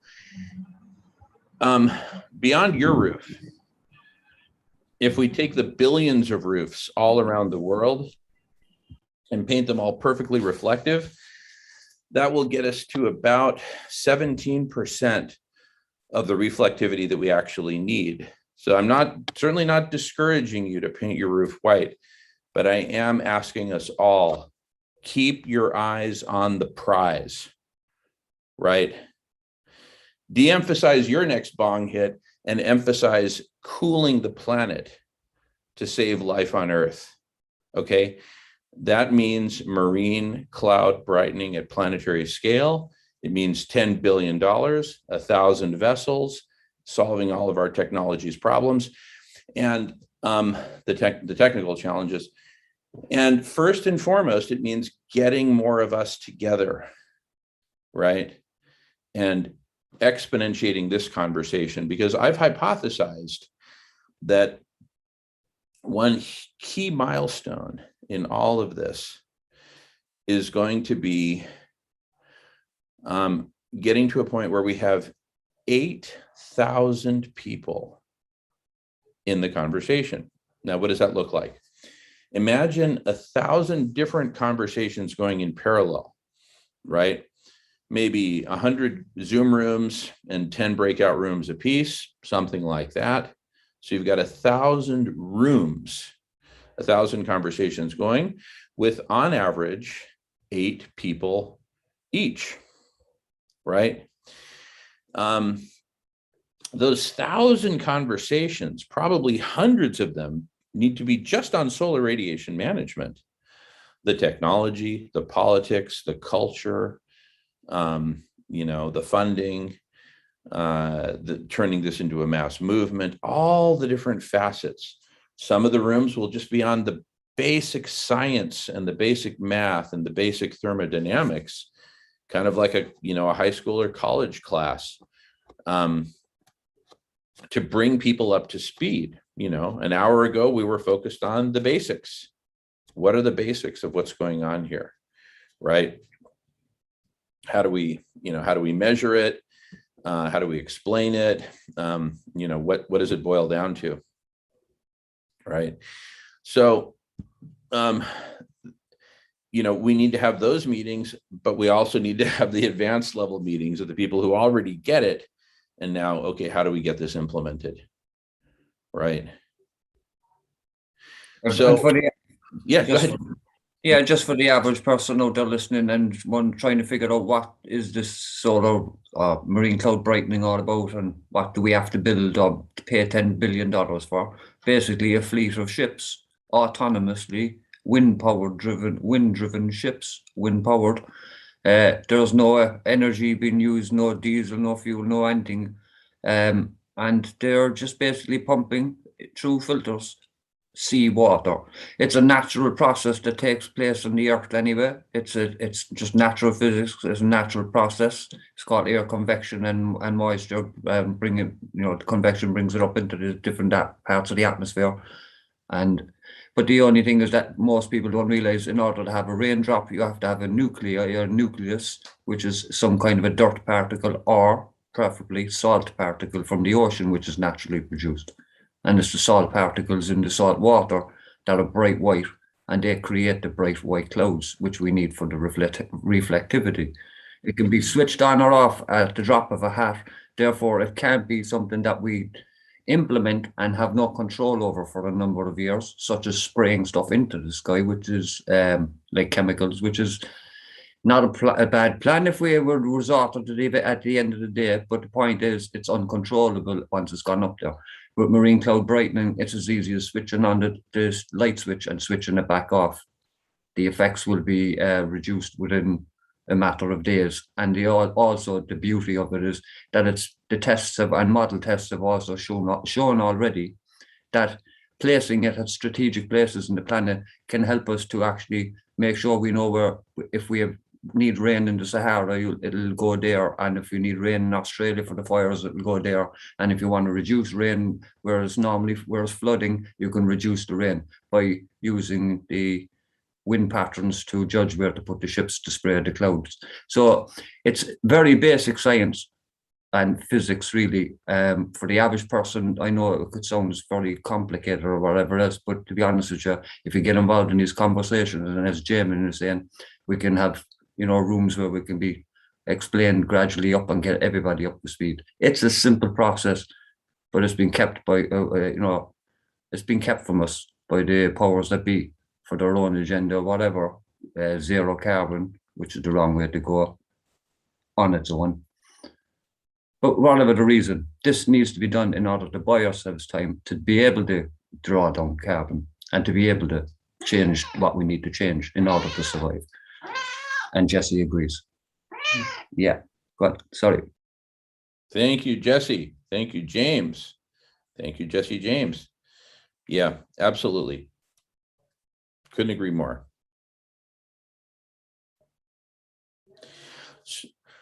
So, getting back to what I was mentioning a couple of minutes ago, 8,000 people participating in 1,000 conversations. Never mind how we get there for a moment. Just imagine we're there. Just take a minute, take a bong hit if you need to. Thank you, Michael. Right on cue. But just imagine that we're there, right? People are going to think I'm a magician. I say smoke, and then smoke comes out of Michael's mouth. So imagine we're there, right? And that each of those 1,000 conversations is being recorded, broadcast, and transcribed into text in real time. We've got the technology for all three of those. And then the text transcripts are also being indexed in real time. Okay. And then these index transcripts provide the basis for programmatic access to all 1,000 conversations. Programmatic. I'll be able to write in a request, hey, let me know when any of the other rooms of the 1,000 mention marine cloud brightening. We can have a little dashboard in here. Okay, there's 17 rooms that have mentioned marine cloud brightening since the meeting began, and we can send them messages. And people can jump from room to room. Hey, I'm going to go check out those rooms. I'll be back, right? Hey, these two rooms are talking about fundamentally the same thing. Let's cross streams. Let's merge them, right? And then out of this merger come 3 hot topics that urgently need to be explored and developed. Maybe that spawns three more breakout rooms, for example. Multi-polling. Multi-polling. And just all the myriad scenarios, many of which we haven't even thought of yet, because we haven't really embraced the paradigm of what I'm talking about. The paradigm of what I'm talking about is a network of conversations happening in parallel that are all hyper connected to each other, right? And hey there, hey, what's up? Thank you. And hey, it looks like Michael's brother. Anyway, so a network of conversations hyper connected to each other, right? Now, think of each of those conversations of 8 or 10 people as being analogous to a neuron, right? A single neuron in the brain. With thousands of conversations hyper connected, we get this gigantic brain of these incredibly powerful neurons that are constantly firing and communicating with each other. That is the very definition of collective intelligence, right? And then what I'm positing, thank you, Michael, and what I'm positing here, okay, is that once we get to this critical mass of approximately 8,000 people, right? Again, imagine you're in that scenario already. Imagine we're this room right here with 7 people, 8 people with Michael's brother, 9 with Jesse. Imagine that these 9 people in this one conversation were one of 1,000 conversations that are happening in parallel. Can you imagine the collective power that each of these 8,000 people are going to experience being part of something? Of us is moving it forward, right? And it's the power of many. My hypothesis is that when we hit that milestone of 8,000 of us across 1,000 different conversations, that is going to be so life-changing for each of us that two things are going to happen. One, we're going to show up again next week when we do it again. And number two, each of us is going to bring some friends. So from 8,000, we can get to 80,000 very quickly. Can you imagine now 10,000 rooms with 8-ish people each on average? Some of the rooms will have hundreds of people. Some will only have a couple, right? And since we're broadcasting, fine, there might be 80,000 people participating in those conversations, but there might be another 8 million watching live.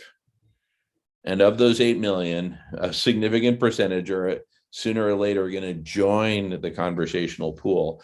And we're finally going to experience what collective intelligence is like. Really hard-hitting, powerful collective intelligence.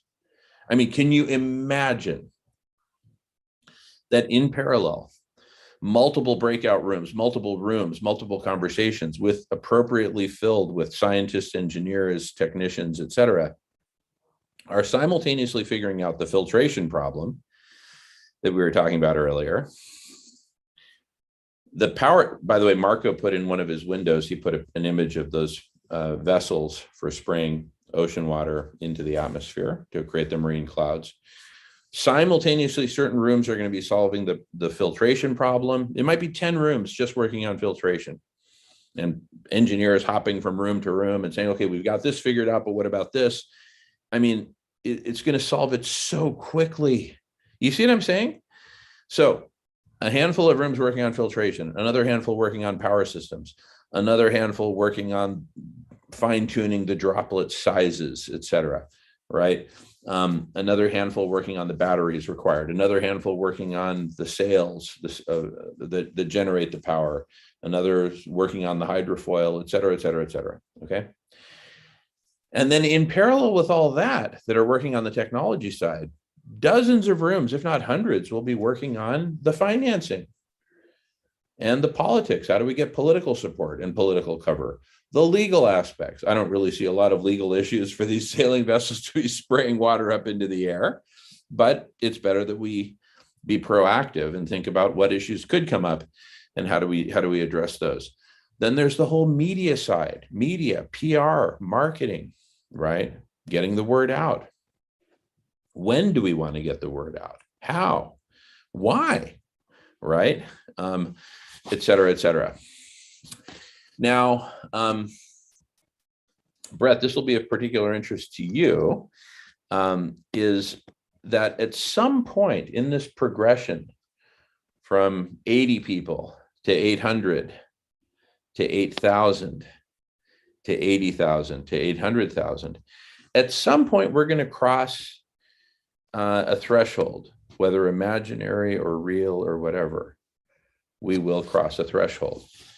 This threshold I'm referring to as the threshold between collective intelligence and collective superintelligence. Okay. Now, Brett, have you heard me read the quote from the book Superintelligence by Nick Bostrom? I'm not sure. Okay, this will change your life. So are you ready to have your life changed? I'm not looking on screen right now, so a thumbs up won't do it for me. I need to hear from you. I'm ready. I feel like I'm at a Tony Robbins thing. I'm ready. All right, you are in. I am Tony Robbins. Yes. Affirmative from the can-do. Well, city. you're more like Sorry. Stony. You're more like Stony Robbins. I'm but more like neither here nor there. Right. All right. In high school, Stony. Well, Stony has got some news for you. So I'm going to screen share here in a minute. And read this quote. By the way, to find this, it's very easy. Just go to radish.org and click on the link called white paper. So let me screen share this. Okay, so as you can see, we're on radish.org. I've clicked on the box white paper up at the top here. And anyway, this is a white paper that talks about SRM. This is even before we knew about marine cloud brightening, but SRM is the general topic. Marine cloud brightening is one specific. So anyway, a lot of stuff here in the white paper, a lot of good stuff. But where I want to share from now specifically is this topic of superintelligence. Okay, so I'm just going to read Introduction to Superintelligence. In his book, Superintelligence by Nick Bostrom, and by the way, on the cover of that book, there's a quote by Bill Gates. It's very simple. I highly recommend this book. Bill Gates being a massive student of artificial intelligence, among other things. In his book, Superintelligence by Nick Bostrom, several different pathways to superintelligence are described and developed. The one most consistent with our radish story is the one described on page 60. But what of the seemingly more fanciful idea that the internet might one day wake up?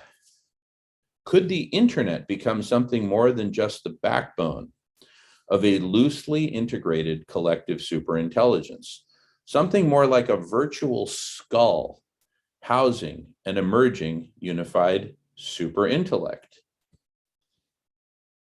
This was one of the ways that superintelligence could arise, according to Werner Vinge's influential 1993 essay, which coined the term technological singularity. So people have been thinking about this for a while. Against this, one could object that machine intelligence, see, most of their focus is on machine intelligence, the superintelligence community. Very little time gets dedicated to the topic of collective intelligence, which I think is fascinating. But anyway, against this, one could object that machine intelligence is hard enough to achieve through arduous engineering, and that it is incredible to suppose that it will arise spontaneously. However, the story need not be that some future version of the internet suddenly becomes super intelligent by mere happenstance. A more plausible version of the scenario would be that the internet accumulates improvements through the work of many people over many years, work to engineer better search and information filtering algorithms, more powerful data representation formats, more capable autonomous software agents, i.e. bots, and more efficient protocols governing the interactions between such bots. And that myriad incremental improvements eventually create the basis for some more unified form of web intelligence. It seems at least conceivable that such a web-based cognitive system, supersaturated with computer power and all other resources needed for explosive growth, save for one crucial ingredient, could, when the final missing constituent is dropped into the cauldron, blaze up with superintelligence.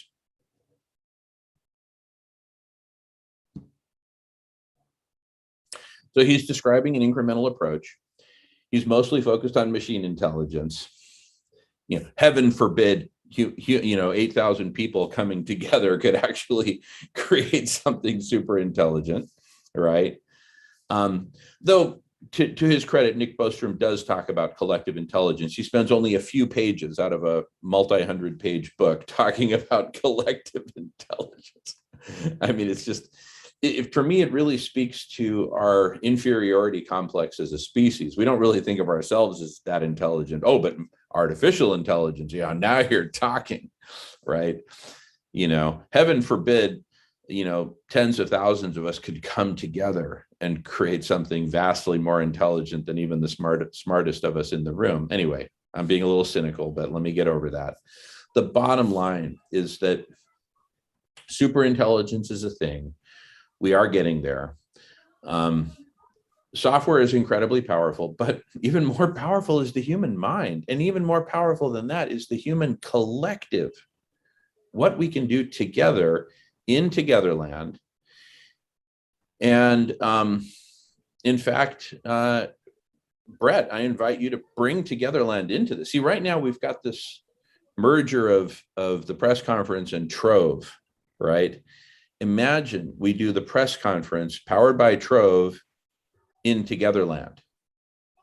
I mean, where else are we going to do it? Flint, Michigan, where you can't even drink the water without dropping dead? No, let's do it in Togetherland, right? Anyway, just a thought, just putting it out there. Yeah, go ahead, Michael. I'm behind. What is Togetherland, please? We'll cover that in a second. First, let me welcome Simon, who's connecting to audio.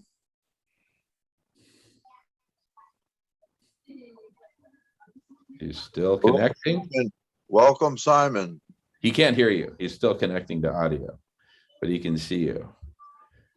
Now he's connected. Simon, welcome, Simon. Simon, check it out. This is going to blow your mind. We've been having a pretty cool meeting up until now, but with you here, now it's perfect. Good to know. All righty. And Simon, we've transitioned from a conversation about solar radiation management, which we were quite focused on for a couple hours there. And now we're talking about collective superintelligence. And we're talking about the press conference, which is presumably one of the reasons you're here, and also Trove, and also Togetherland. And Simon, you know Brett, right? Have you guys met before? Brett Minster full of it? Oh, fantastic name. I don't think so. I think I'd remember a name like that. And you'd certainly remember a personality like that, because there are none other like that. There is only one Brett Minster full of it.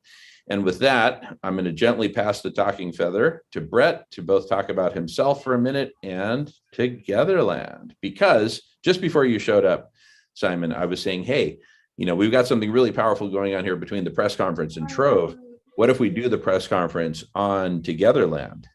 So we're just exploring ideas here. But anyway, Brett, who normally lives in England, his wife is English and was there for most of COVID. Now he's on the road. He's in Cairo.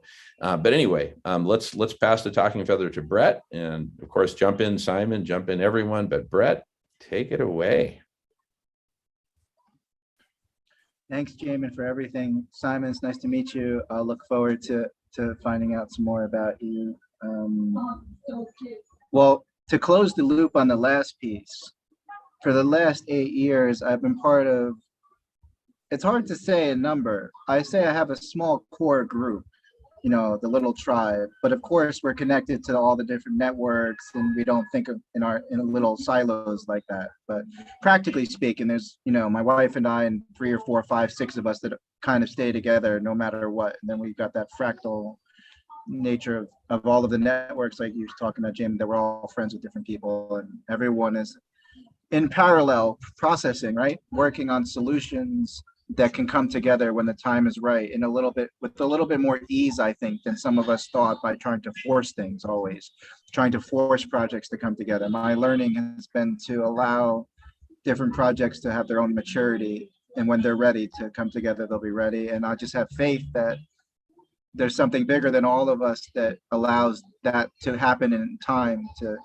turn the ship around and to cool the planet and everything like that. So I remain faithful that is all good, no matter what the calendar says or what the doomsday clock says or what the futurists like Ray Kurzweil say and all those people. whatever. Like, I've also got faith in something bigger than all of us. So I spent 8 years really in the thick of learning about collective intelligence, co-governance, resource sharing, new ideas of investment, personal transformation, collective transformation. And because when we set out, we thought we don't really want to innovate something that just changes the internet or just changes justice or just changes transportation, because we were taking a cue from people like Barbara Marx Hubbard and Bucky Fuller. You know, Bucky, where my name obviously comes from. I have a tight kinship with Bucky Fuller, so that's where the name Brett Fuller came from. Because ultimately, I'm a word man and a storyteller, so that's what pleases me most is clever words. So start looking at Earth as the fundamental unit of analysis, or in other words, enough of local focus hocus pocus. So local focus hocus pocus is trying to put our fingers in all of the holes where the water's coming out of, rather than just building a new ship or redesigning the ship, or otherwise massively trim tabbing and fixing something that actually changes the whole ship's trajectory or whatnot. So I've been part of efforts to do that around the world with different people. I'm very extroverted. I'm into collective intelligence myself from an extroverted thing, where I like to talk to people and read books and be in all these conversations. And one of the big things we focused on, whatever the reason is, fate, destiny, or whatnot, was also the use of internet technology to provide what I would call a global nervous system more than a global brain. A lot of technologists and corporate people are kind of into this idea of a global brain, but really we're trying to create a global body, if anything, first of all.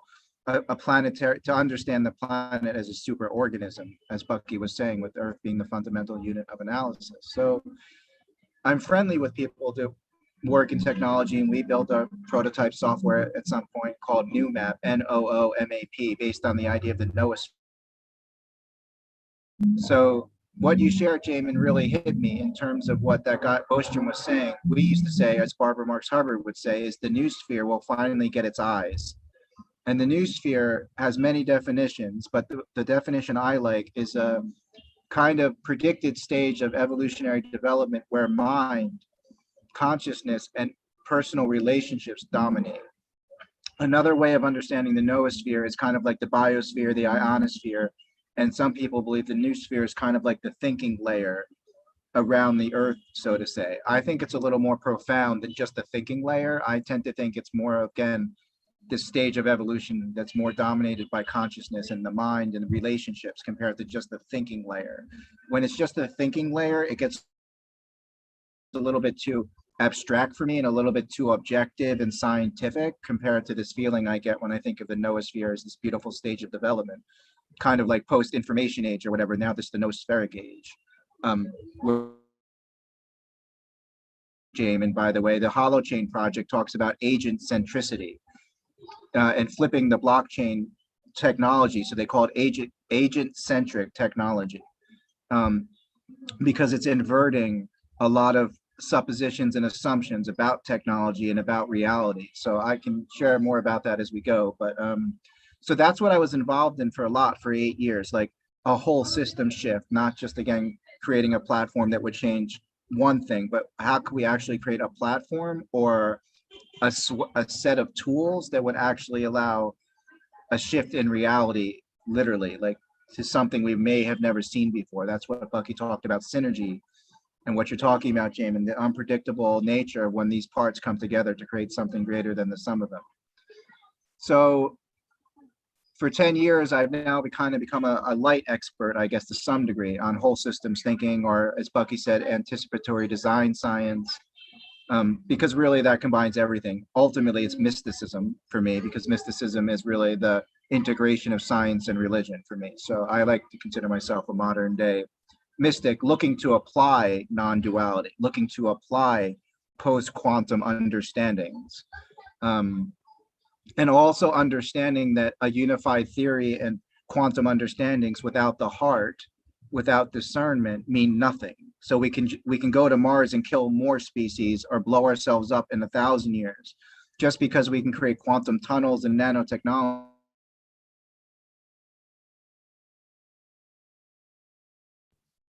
So if Brett went silent for you, you're not alone. He's in Cairo with somewhat unstable internet, so we'll just be patient. I'm not sure if I'm No, you're back on now, Brett. You're back. Go ahead. cool. So that's a little bit of background of what I was heavily involved in for the past 8 or 9 years. But last year, I had a little bit of a reawakening in myself, asking, why is it that I'm working so much on what we call social architecture and living systems designs and software related things, when really I want to make movies, so to say. I want to be a storyteller. I want to kind of be like Ramana Maharishi meets Steven Spielberg meets Walt Disney and Bucky Fuller, or some weird eclectic thing with Jim Morrison thrown in there, and all that kind of. I like to transcend and include things. I like to be on the cutting edge. I get quite bored if I'm not thinking new and trying to integrate things. So last year, or well, 18 months ago, I tuned into what I call my deepest heart's desire, which is that I started in film school when I was 19 for only a semester when I had a spiritual emergency or a psychotic episode.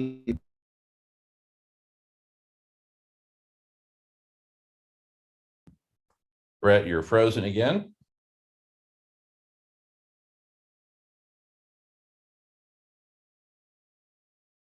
Be some kind of filmmaker.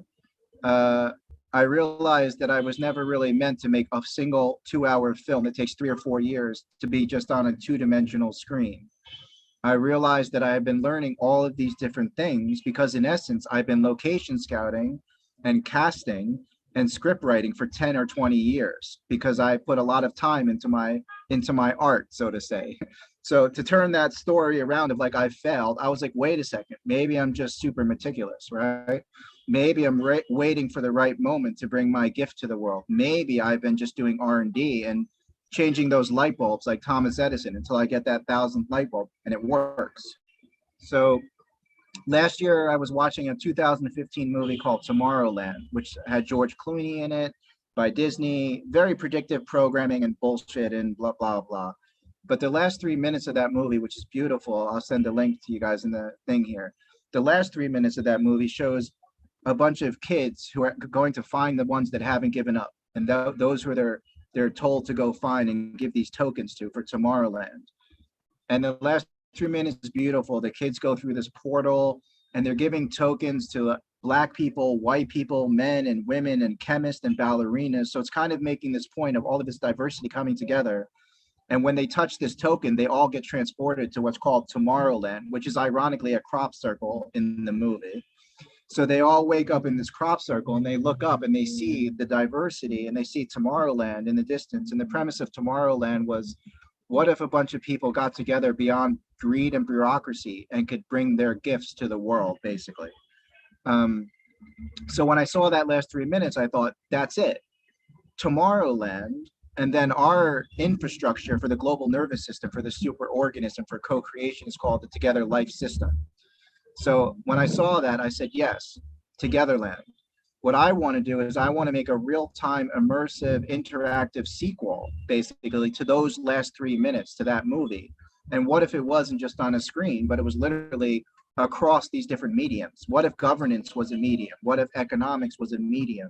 What if spirituality was a medium? So a lot of people in entertainment have heard of transmedia, but transmedia usually alludes to social media, internet technologies. And I was like, but I want to have all of these different mediums coming together. So I coined a word for myself called transmedium production and regenerative filmmaking, and then infinite gamification, to take off on the popular meme right now, infinite and finite games.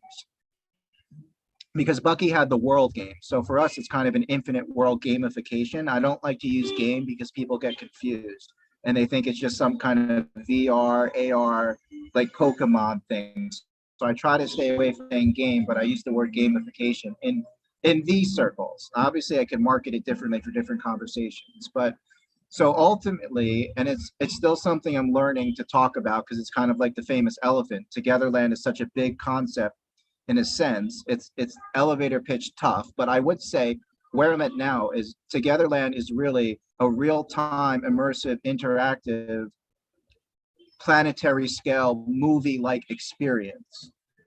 And if we take the mindset that it's just a movie, It's just a movie. So for example, if we wanted to put a bunch of solar radiation management mirrors in the desert here in Egypt where I'm at, and we want to put them in the Dead Sea and the Pacific Sea, we don't really have to fight anyone anymore or argue. It's like, it's part of the movie. Brett needs to run through a bunch of solar panels in the desert to escape the bad guys.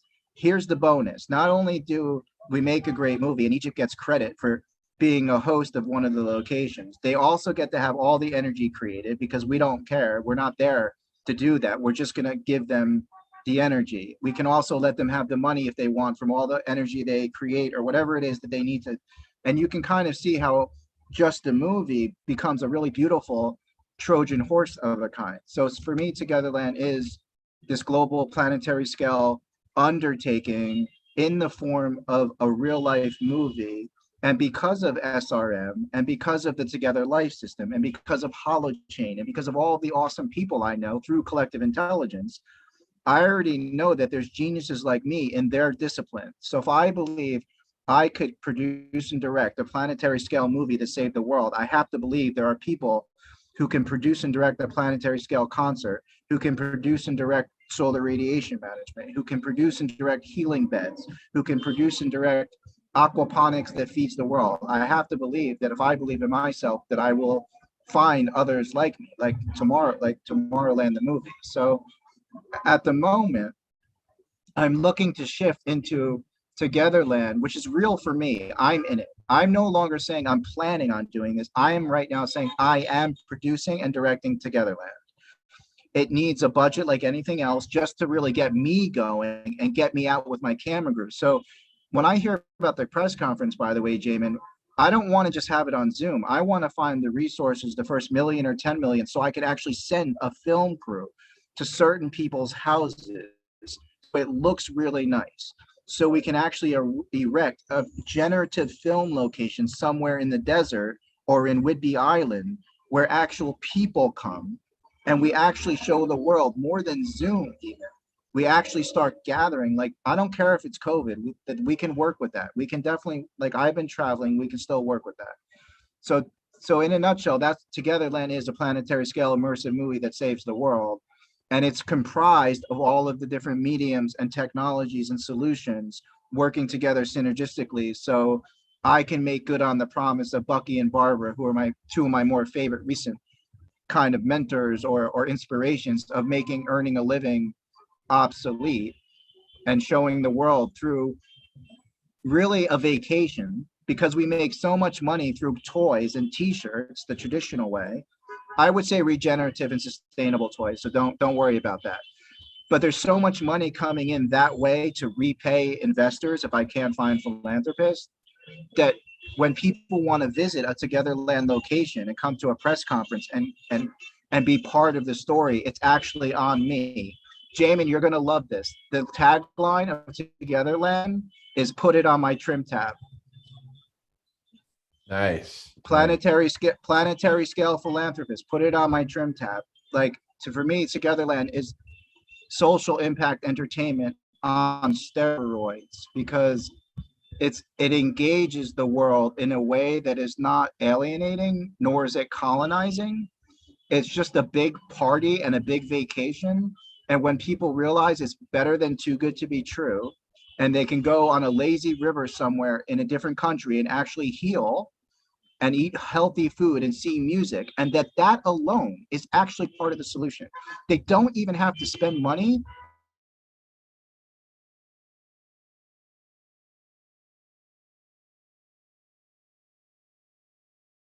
Them, because we make money in other ways. So that's it. Thanks for listening. It can go deeper, but on a visionary level, I'm doing it now. I'm not saying it's happening in the future. That's what I'm doing. And we're in pre-production right now with the $1,000 I have in my bank account. And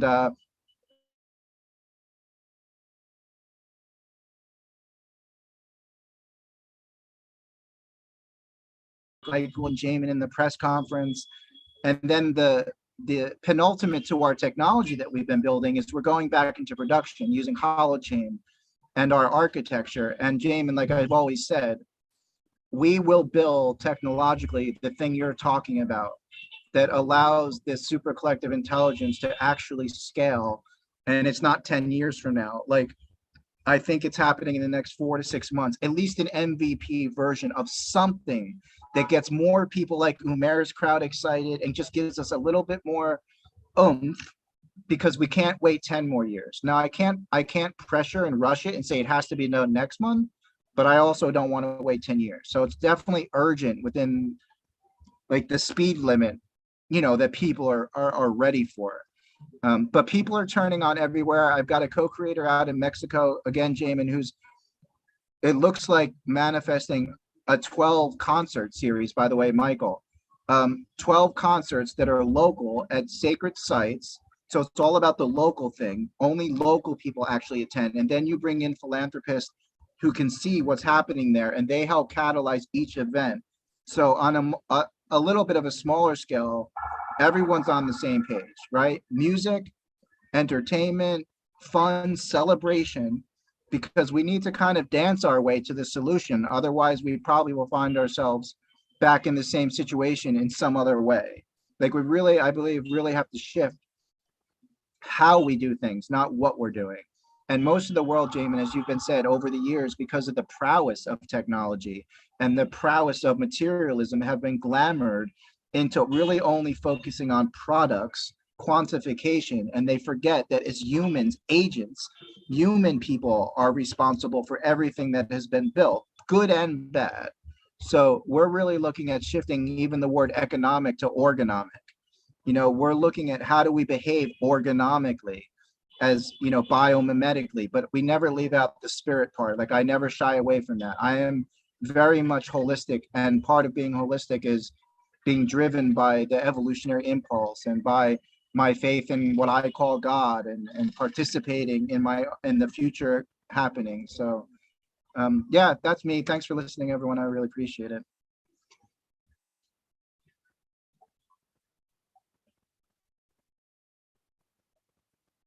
All right, Cheech and Chong has his hand up. Go for it. Yeah, if you were like Walt Disney down in Orlando on a piece of land telling your friends, hey, this is where Disney World is going to be, where would that place be for Tomorrowland? Is there one place at all, or one place to start? Because I have 2 farms in Michigan that are very accessible for Tomorrowland visits right away. We can start filming. I'll be filming Sunday, by the way. I'll film my my segment this Sunday at Harvest Fest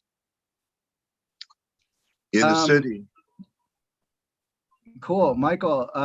First of all, and I'm not precious about this, so I'm only saying it just to be accurate. The project's called Togetherland, and it was inspired by the movie Tomorrowland. That's just for clarity. I'm not precious, I'm not angry or anything like that. Togetherland is a decentralized, synergistic, film set, literally planetary scale. So it doesn't have to start anywhere. It really needs to start wherever the resources and people are resonant and able to help get something off the ground. So I'll contact you about everything. I'm in Cairo now. I'd like to come back to the US, but my wife is from the UK, so I need support. I hate to say it, but I actually need financial support on some level. I can't seem to escape the fact that, like, I need a lawyer maybe in the US to get a green card and blah, blah, blah. It's not a big deal, but I can't seem to manifest just anything with any effort. So for me, getting back to the US is quite significant to work with people like yourself and Jamin personally and other people, and because of the network I have. So I'm very much interested. I have a friend in Michigan. Do you know Mark Wagnon, Michael? A guy named Mark Wagnon? No, I do not. I'm sorry. No. Okay, cool. I'll make an introduction. He's an awesome dude. We have attorneys, and we can do pretty much anything through our representative's office, who we have a good connect with. Thank you. All right, I'll follow up with you as soon as we get off tonight and make sure we talk this week about anything that is alive like that. I'm 100% interested and willing. I'm willing to come back home. I've been talking a lot about that from the hero's journey perspective. Basically, in the hero's journey, you come back home with the elixir. So for me, I am very much interested. I've been mostly out of the US for 10 years, and I miss it to some degree. I don't have to be here. I mean, I don't have to come home, but there is something quite wonderful and poetic and feels good about actually coming home and kicking off these press conferences, kicking off Togetherland. I had some offers in other places. It's not very far away. It's just missing that last, like we're talking about, little catalytic or whatever.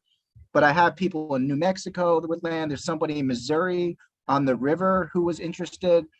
But people like you were talking about solar radiation management, there's still a very small group of people that are capable of believing and enough and loving enough and letting go enough to really do this new kind of thing. So that's part of the adventure as well. I've already approached somebody who is a glass, has a major glass manufacturing facilities worldwide.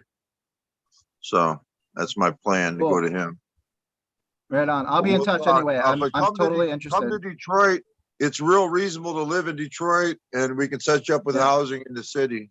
No problem. Yeah, right on. Well, it can't be a coincidence. I wrote my Meta World's Fair for the new Live 8 to take place in Detroit. I mean, I literally wrote that 2 years ago in a document. So I'm open to the synchronicity and the spontaneity, and other than sacrificing myself in a way I don't believe in, I'm pretty much open to serving this purpose that we're all talking about here.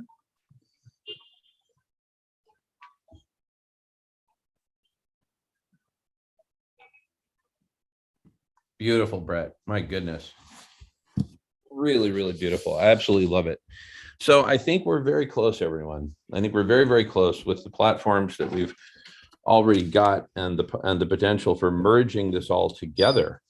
I mean, the press conference at Togetherland, powered by Trove, right? With the folks we've got together right now, already engaged. We just have to keep connecting the dots. It's really not that complicated. And in fact, I think the press conference is going to be an extremely powerful venue for this. You've got Dear Umair, which just in the next week or 10 days, we're going to be launching and getting all of those tens of thousands of people who are Umair's audience to hear about all this that we're talking about, and to come to the Dear Umair programs that we do twice per week.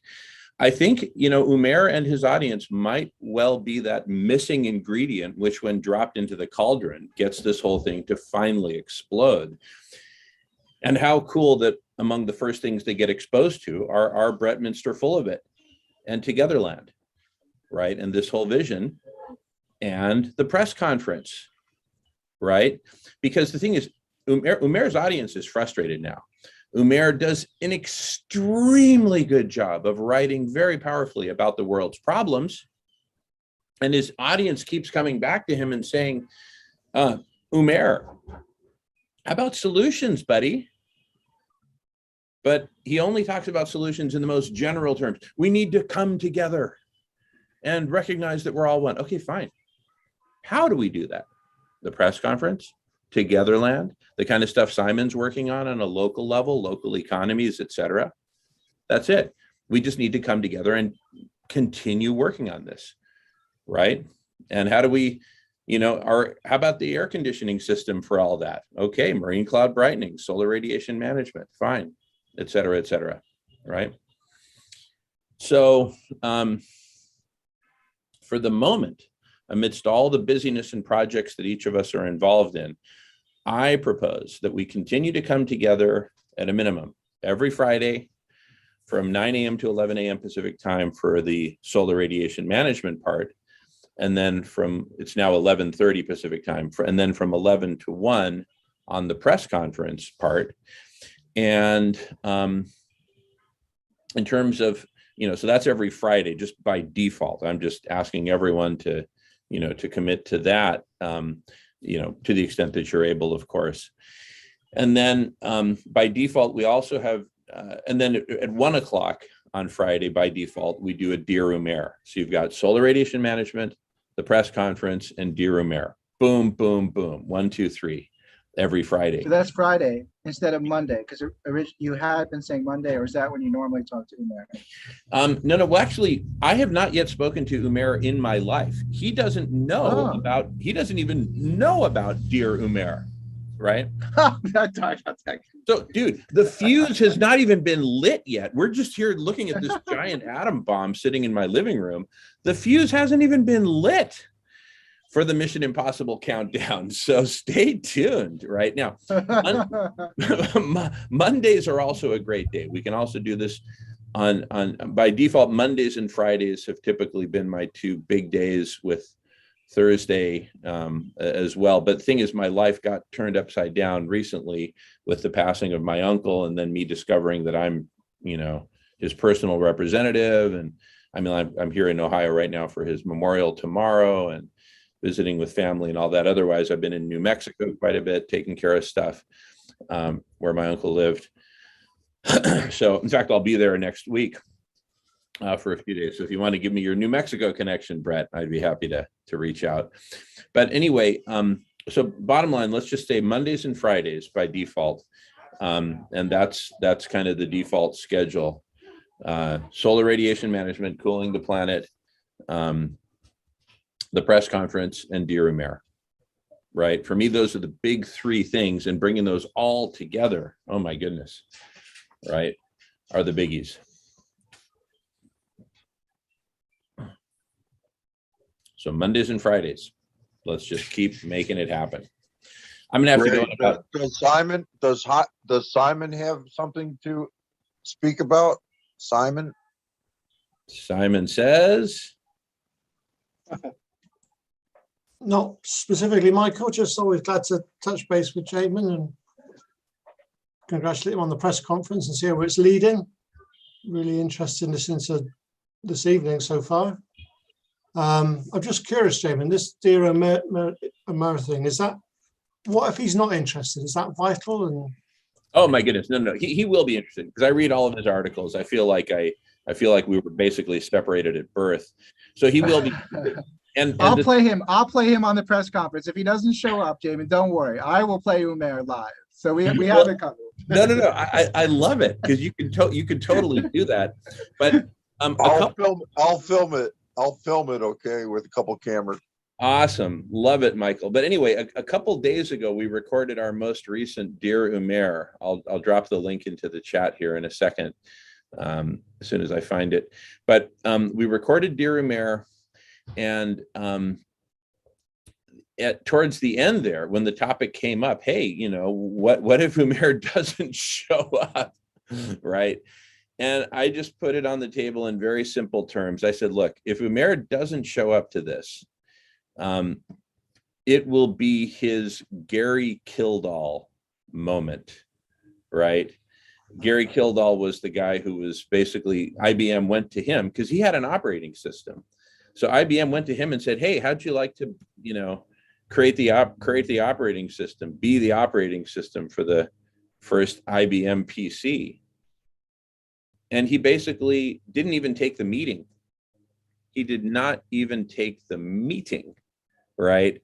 So then they went to Microsoft and said, hey, Microsoft, we know you guys don't do operating systems, but, we don't really know where else to go. Could you guys put one together? And they said, yeah, sure.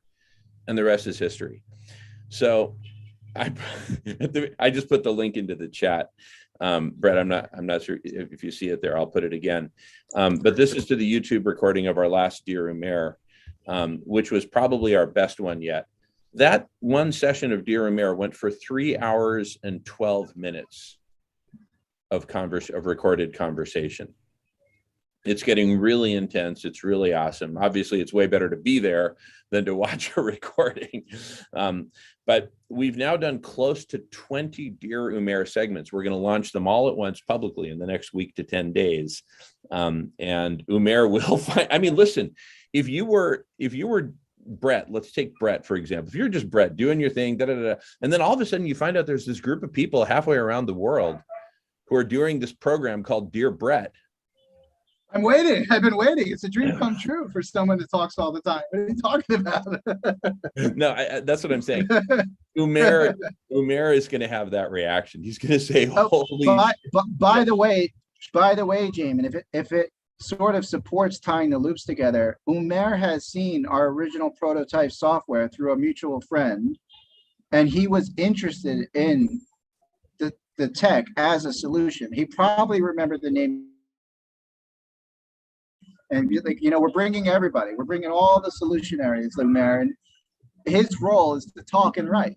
Like you said, his role isn't to bring all the solutions. That's his role, was to write about them and catalyze interest and concern. So it's nice when people can just be in the fast lane of their role. That's really what I'm looking at. How do we all get most empowered to do what we're here to do and then work as a team? So yeah, he's going to be really excited. Absolutely. You made him an offer he can't refuse. There's no way. There's no way. There's no way. And and the same thing with his audience. And so we're going to post the links to Dear Umair. I've got the domain name dearumair.org, dearumair.com. Nice. I love it. You took the whole press conference thing, your past experience, and started reverse engineering. You're like, screw this. I got to reverse engineer this happening. Totally. So, gentlemen, we and lady Gabrielle, we are almost there. We're steps away, and it's going to be as James often says in Ireland, it's going to be a photo finish, no matter what, no matter how you slice it. Such is the nature of our exponential planetary overheating. Well, let's make it a good photo finish, right? So that we can. I was named after a famous race. Hey, Jamin, I was named after a famous racehorse that used to bow to the crowd when it won a race. No joke. I'll be darned. Brett. Look up Brett Hanover on video. There's old black and white footage. He would go like this and start bowing to the crowd after he won a race. That is so darn. They found out he had a bigger heart than normal. That's how he was faster than most horses. Oh my goodness. Wow. Funny though. An abnormally big heart. Well, you were appropriately named then, Brett. I love how things work out.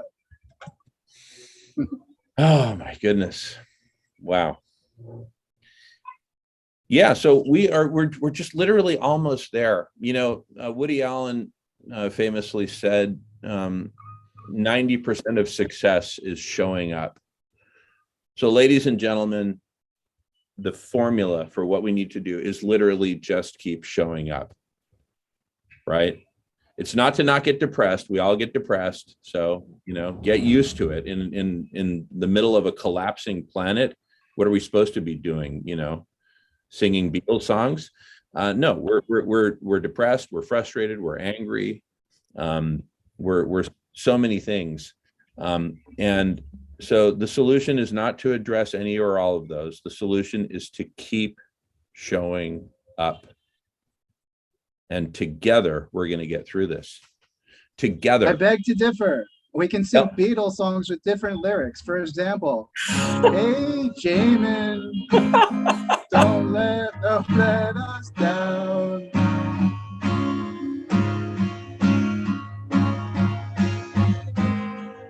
We have found us. Now let's go and get us together. I can't leave the Beatles all the way behind, but point taken. Yeah. Awesome. No, but really, because I wake up, see, the last Dear Umair, it's really good. I highly recommend it. Seriously. We read through the whole article and then we talk about it, but we cut in and start talking about it practically every couple paragraphs, which is why it went so long. But the title of his article, right, is I'm burned out on collapse, and I bet you are too. And incredible article, wonderful comments. James and Marco and I were all there, and it was just life-changing. And it was the best Dear Umair yet. So the quality of the Dear Umair series is on an upward swing. The series as a whole is incredible. We're close to 20 recordings, and now we'll be doing 2 new ones every week. Now a buttload of his audience is going to start showing up. And then from time to time, Umair himself is going to freaking show up, which is just going to be, like, I don't know, John Lennon appearing at a John Lennon memorial and saying, "Hey, everybody, I'm here and let's talk." Wah! You know, somebody passed the bong. So it's, we're freaking almost there, you guys and gals. We're almost there. We just got to keep showing up.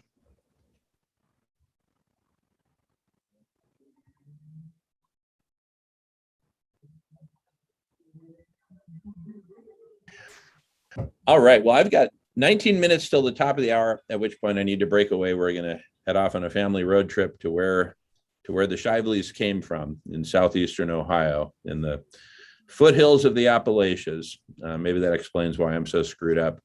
We're just a bunch of inbred crackers at heart. But anyway. It just goes to show you can get marijuana anywhere. That's right.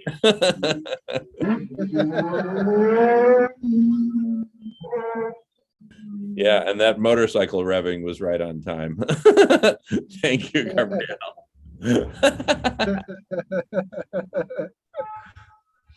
Is that what it is? I thought Marco had wind. Yeah, that was probably it. I think Marco had too much vegan chili last night. So anyway, but good on you, Marco. Just keep ripping.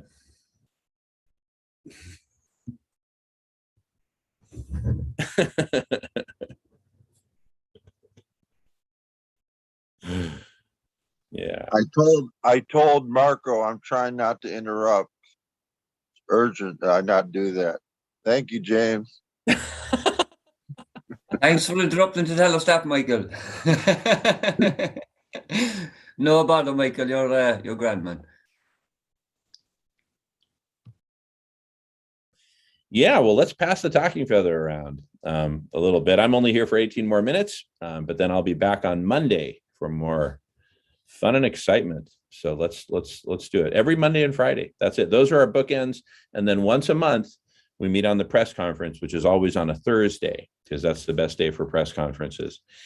And my goodness, the 8,000 of us coming together in 1,000, rooms, 1,000 conversations, all hyper connected.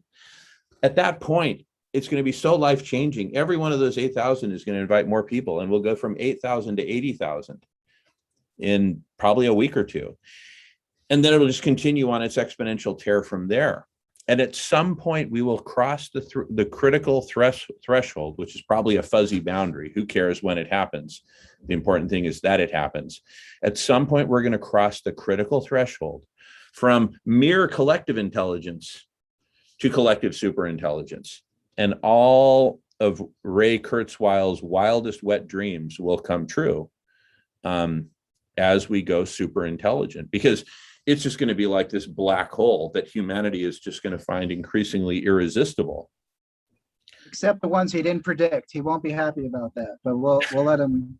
We'll console him when it doesn't match his Google friends' stock options.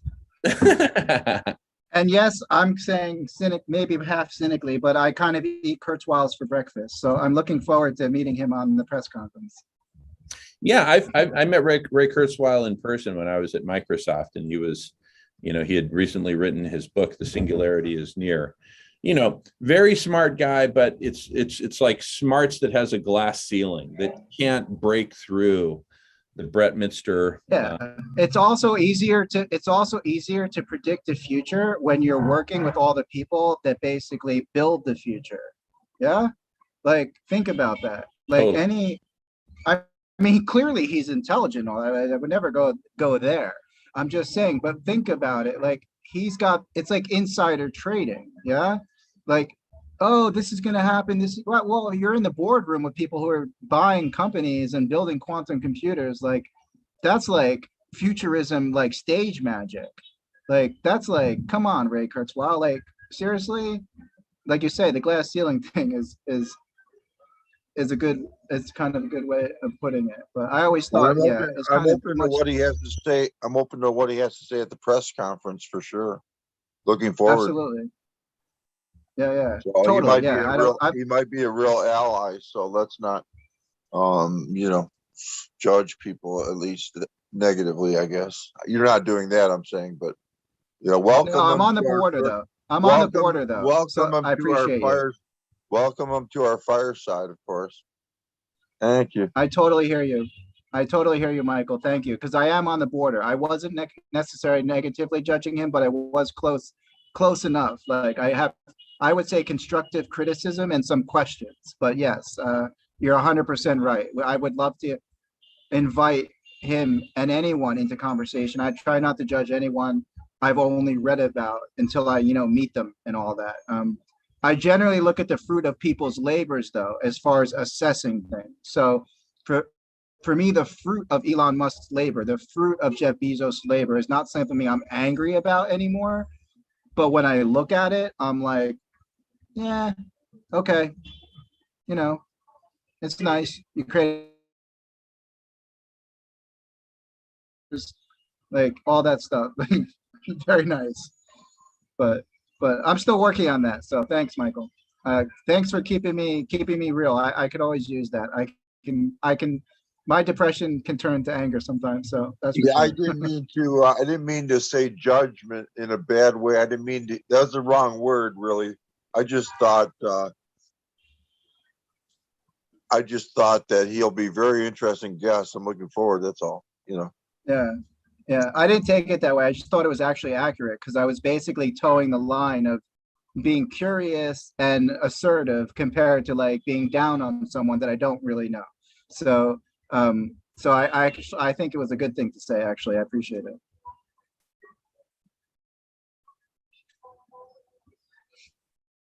Beautiful. Well, let's hear from everyone. Feel free to chime in. Alan, welcome from Scotland, Edinburgh, Scotland, the home of Professor Stephen Salter. Passing the feather.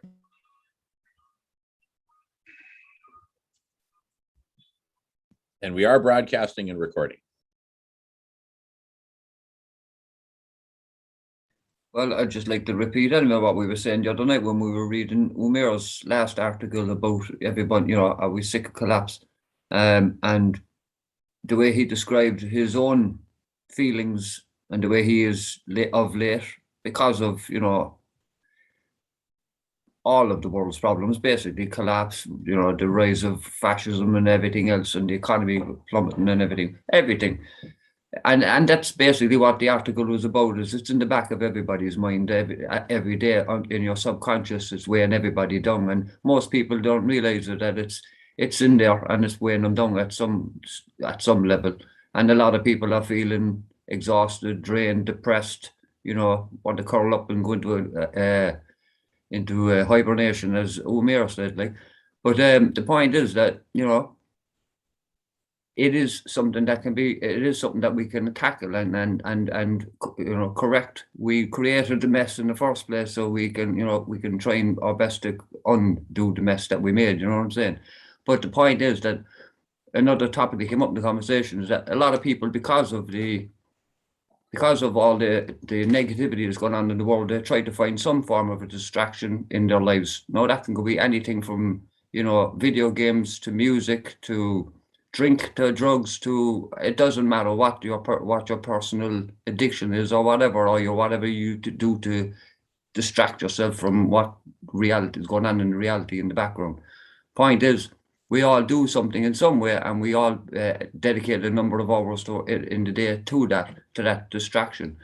And what I'm saying is the best plea we can put out is to people out there is to use those few hours, if you want to distract yourself, to get in the game, get in the real game now, like this game, the game of fucking actually saving our lives, because that's what's at stake at the end of the day, And I'm not talking out through the top of my hat, because I'm going to go here now on the official 9th of August IPCC, report, and we'll just be completely on the table with that. But I will say that I'm biased to that report because it's an intergovernmental panel that brought out the report that was siphoned down from the actual true facts of the scientists, who are now kicking up in rage that their actual science and findings were diluted down to a report that was suitable for the government's to let the people know. In other words, that report is not accurate and it's not full. But we'll go with that report anyway. That report says we're all fucked in about 10 years.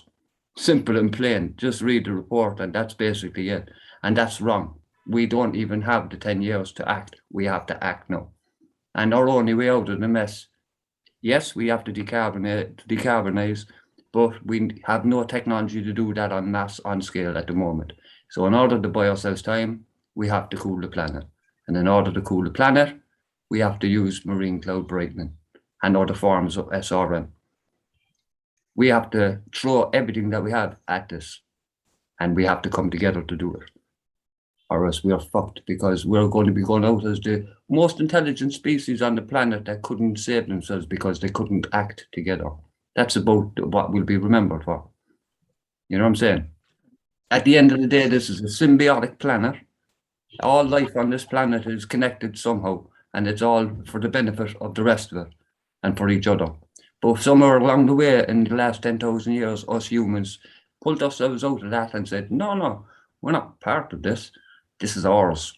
This is for us, for our use as we want. It's for us because we're the most intelligent of all the species on it. How fucking foolish were we, huh? So we got to fix this mess. It's as simple as that. End of story. Join the fucking game. Get in on the game, or else we're all gone. And that's harsh, but that's the truth. You know, it reminds me, James, of the dystopian movies where, you know, it's the end of the world and the government won't tell anybody because they don't want to cause panic. It's like literally they've been putting in movies what is actually happening, which I'll say, I'll be 10-second brief. Another aspect of Togetherland is like literally now, as soon as possible, start putting out movies and content that actually just simply tells a different story.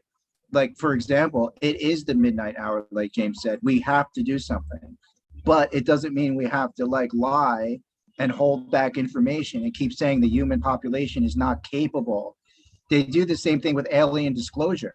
We're not ready to hear. Everyone will go in the streets panicking, which is the biggest BS I've ever heard.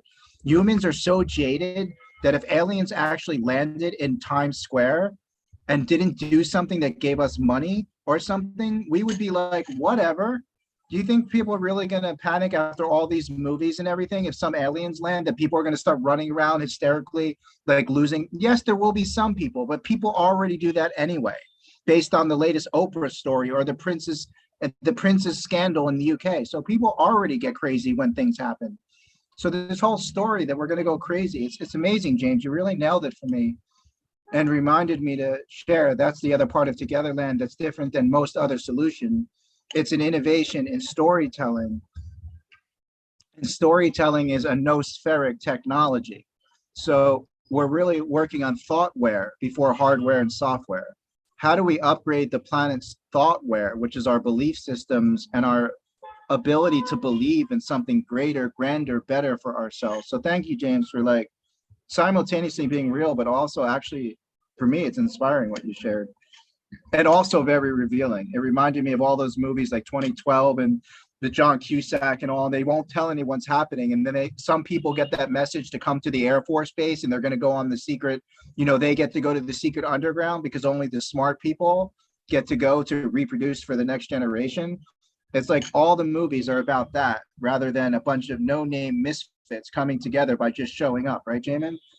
So all we need to do is scale up the story of showing up and make it more accessible, like flooding Telegram and Facebook and Twitter with live streams, and until it gets to like Fox News, which it will when it becomes a big enough story. So that's why I've been paying attention to you, Jamin, as well, what you did in the past. Like you went from what you did to being on, you know, I expect to be on the news with Donald Trump at some point in the next 12 months or whoever it is saying, actually, I don't know why you've been talking to Kanye, but me and Jamin are here and like, we're gonna kick some butt. So we'll find out. Anyway, thanks. I took up some more airtime there. So back to the feather. I'm sorry, guys. I just felt inspired. No, that's wonderful. Perfect. Yeah. Passing the feather. I love your energy, Brett. You know, you've really brought some good energy to the room today, and as did everyone. You know, It's I'm really happy with the way today's going. And just, we talked, like the Umair article about how, downtrodden we all are, or, even if you think about it for a while, you read the news and you pay a little attention to global warming, it's depressing. And having plenty of experience in the past few years with depression, I've read the studies and done whatever. Right now, basically coming here is the antidote to depression, because in the studies they've done with placebos and the actual drugs, with one other factor in there, getting out of the house 3 days a week, talking to people, getting involved in conversations, getting fresh air and sunshine are just as effective as any antidepressant. And interacting with people is, one of the key factors in there, and actually doing something, action to solve problems, is very much an antidepressive. So, this is medicine here, and this is not just medicine for each of us. It's medicine for all of us and the planet. So, just awesome that we're all here working on this. And with that, I pass the feather. Well, just to go back to what Brett said there Thank you, about, Marco. just to what Brett said there about, our government's thinking we can't handle the news, we all go panicky and everything else. That is basically the opinion, has been the opinion for many years now, like, and simple as that. Because if you go back to the Obama administration, one of his main advisors for climate change admitted during the last COP, like, that they were literally juggling chainsaws and chickens. That was as to what to do about the climate. They hadn't a clue. But the fact is that these solar radiation management projects hadn't been considered properly. Their sciences hadn't been considered properly at all. Like, that the answer was literally under their noses. But here again, look, what we're talking about is the ineptitude of our leaders. And we don't have to convince anybody of the ineptitude of our leaders, because we're in this fucking mess because of the ineptitude of our leaders. And it's these leaders who are telling us that we'll be too afraid to handle the truth. That's crap, like, you know what I mean? People can handle whatever it's thrown at them. And at the end of the day, when a person's life is put in jeopardy, a group of people's lives is put in jeopardy, they'll work together to do something about it, as long as they know what the actual truth of the problem is. And once they know the truth of the problem, they can figure out how to actually tackle the problem. So as far as I'm concerned, our governments want to kick in the arse, and they want to wake up and tell people the truth, and stop siphoning down the information that's coming into the IPCC from the scientists, and to tell the truth of what the scientists are actually telling people, so that we know what the implications of what's happening are going to happen, and so that we can figure out which is the best strategy to deal with this. And people will soon come to a very simple conclusion. We need to cool the planet first before we can do anything. And we need to get our shit together as a society then as well. And then we need to draw down the carbon. Simple as that. The rest of the problems are inconsequential unless we cool the planet, because everything else is gone, is mute. Simple as that. Passing the feather.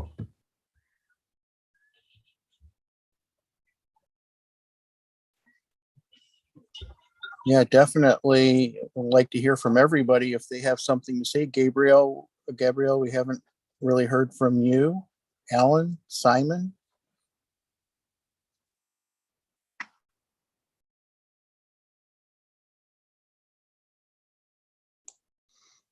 I sit here listening to some of these conversations sometimes, and I get all optimistic, and then I'll get all depressed in about a 2-minute spell. Something that Brett said about how you eat an elephant, I said it in my little bit on the press conference, is, one bite at a time, just like anything else. I have to be honest, I can't cope with these big projects, these solar radiation management. So I've got no control over that. So my thing is to kind of concentrate on the individual connections, this resource sharing, as Brett described it. That's what we need. We need to end the greed and the individualism, because that's the only way that we're going to find answers. It's only in the last few centuries, few thousand years maybe, that we've focused on the as Pauline put it, the myth of the individual. So I'm going to listen to the first hour of your 3-hour Dear Umar, I think, in a minute, Jamin. I don't think I'm up to 3 hours tonight. You've inspired me to listen to an hour. You did say in your email about talk about anything. I would like a conversation at some point about how you might be able to help me with my little project. You've helped me a great deal already, but just so you know, I've had a few meetings with Vincent, but he was highly focused on the press conference, quite rightly. I'm hoping when he gets back to Prague, he'll start focusing in on what I'm doing, but I'm really, really interested in how to dovetail what I'm doing with this collective superintelligence that you keep going on about so rightly. That's really important to me. I see my little effort as a gateway to everything that you're doing. Simon, are you in the UK? Yeah. Yeah, I live in Tewkesbury. Does that mean anything to you? Gloucestershire. Where is that in relation to like Glastonbury, Bruton, and Poole, and London? Bit further up, bit further north, West Midlands. West Midlands. Not far from, just over the border from Wales, I guess you would say. Okay, yeah. Send me an email. I just put it in the thing. Might be in whatever you're doing, I'm sure is noble. So at least just send me an email with some kind of paragraph or whatever site, anything you can do to tell me what you're up to and what kind of like support you might need. And then I'll check my network and see if anyone out there is interested. That's awesome. Thank you very much. And I'd also just And like Mark- to say, Simon there now as well. I'm glad to hear that you're going to watch the first hour of that anyway. But because what you just started off by saying there is that you can handle these big conversations about the SRM and these other things, and you have your focus, and that's a fantastic thing, and that's actually a fantastic thing to say as well, because we prefer people to come in and say, this is where my focus is, because we want all those people who have a certain focus to get in a room together and focus on what that focus, that point, that topic is. And everybody who's interested in the SRM will get involved in that conversation, because we don't need everybody in the one room or the one conversation. There's lots of conversations that we had about lots of many subjects. So we need lots of people in lots of rooms to have lots of conversations about lots of subjects. Well, it's So also about, the point that you're actually here is the main thing. And that's what we need. It's not We always need people here. it's not what we know, it's who we know. I might inadvertently introduce somebody who can make a significant contribution to that, and vice versa. We've all got a role to play, haven't we? Exactly. We all have a role to play, and the point is that what separates us from those out there struggling with the roles that they have to play in the business world and everything else is we're here trying to play a role for the benefit of everyone on the planet. We're not out to self-profit out of it or anything else. There's no money work at all. You know what I mean? At the moment, it's all about a focus on one actual thing, which is saving, healing, and transforming life on this planet. I'll tell you what I think would make a really big difference is, however we achieve this, more and more people that do not have this sense of helplessness, that there's just nothing that they can do. Everybody can do something. And if we had more and more people with that mindset, like Mark was saying about getting involved locally and getting out of the house and just doing something for somebody. I mean, one of the components I'm working on with the Chrysalis community is Let's Get Dizzy, DSSE, do something for somebody else. If we all just spent an hour a week doing something for somebody else. I mean, Brett, I've got a window cleaning business. That's why I just keep myself salt and keep my head above water. And I know, I come across lots of people isolated in their homes who just want simple little things, just don't even have, got houses on either side and they don't feel able to ask somebody to help them take their bins out once a week. That's how separated we all are from each other. Helping others is actually a form of therapy I used when I was depressed. So I can firsthand say that when I'm at my worst, because really depression is self-obsession to some degree. I mean, I know, first of all, when I talk about depression, I'm actually an expert. Like I spent 10 years in a psychiatric ward for depression and psychosis. So I might say something that sounds lazy or inaccurate, but technically speaking, depression is so inward looking that the best thing you can do when you're depressed is really just find someone or something to help, just to get out of your own story for an hour, like you said. And if you do that a few times, you start getting those magical synchronicities or like good feelings really from helping others. And then before you know it, you're kind of out of the house because you have a new passion or you have a new portal to. So I totally resonate, Simon, and I totally want to just champion you for like everyone has a role. There's one thing we learned in our research and development is everyone has a role, and we should just uplift each other in that. So people used to say I'm too visionary in this, and I was like, instead of telling me what I'm not or what I should be doing, because usually that's what they're good at, right? People will say to me like, be grounded, do this, do this. I'm like, that's because you're good at that. Why don't you do that and let me do what I do, which is talk about the future and bring the future in by focusing on it and showing up for the future that I want to live in. So I appreciate you, Simon, and anything we can do to help you too, we'll do. Why I keep coming back to these meetings, because Jamin and Marco and everybody here, they, you know, the visionary aspect is in these meetings, and then you go away and apply it where you can. And definitely, Simon, you know, what is our mission? What do we always say here? Saving, healing, and transforming life on Earth. And I put you in the category here of, you know, working on the transforming part, just as important as any other part. You're working on the transformation, and greatly appreciate that you do. Well, by the time I got some traction, but I'm getting close.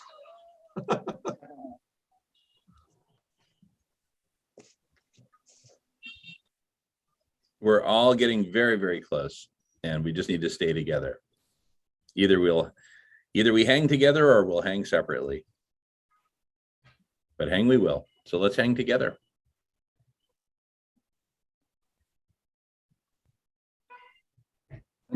I mean, it was depression that brought me as well to the Bloc Party originally, because I was, you know, for a couple of years prior to that, I was, you know, seriously just depressed over the climate situation, because I'd, you know, really delved into it and found out the truth that's not really out there on the mainstream news.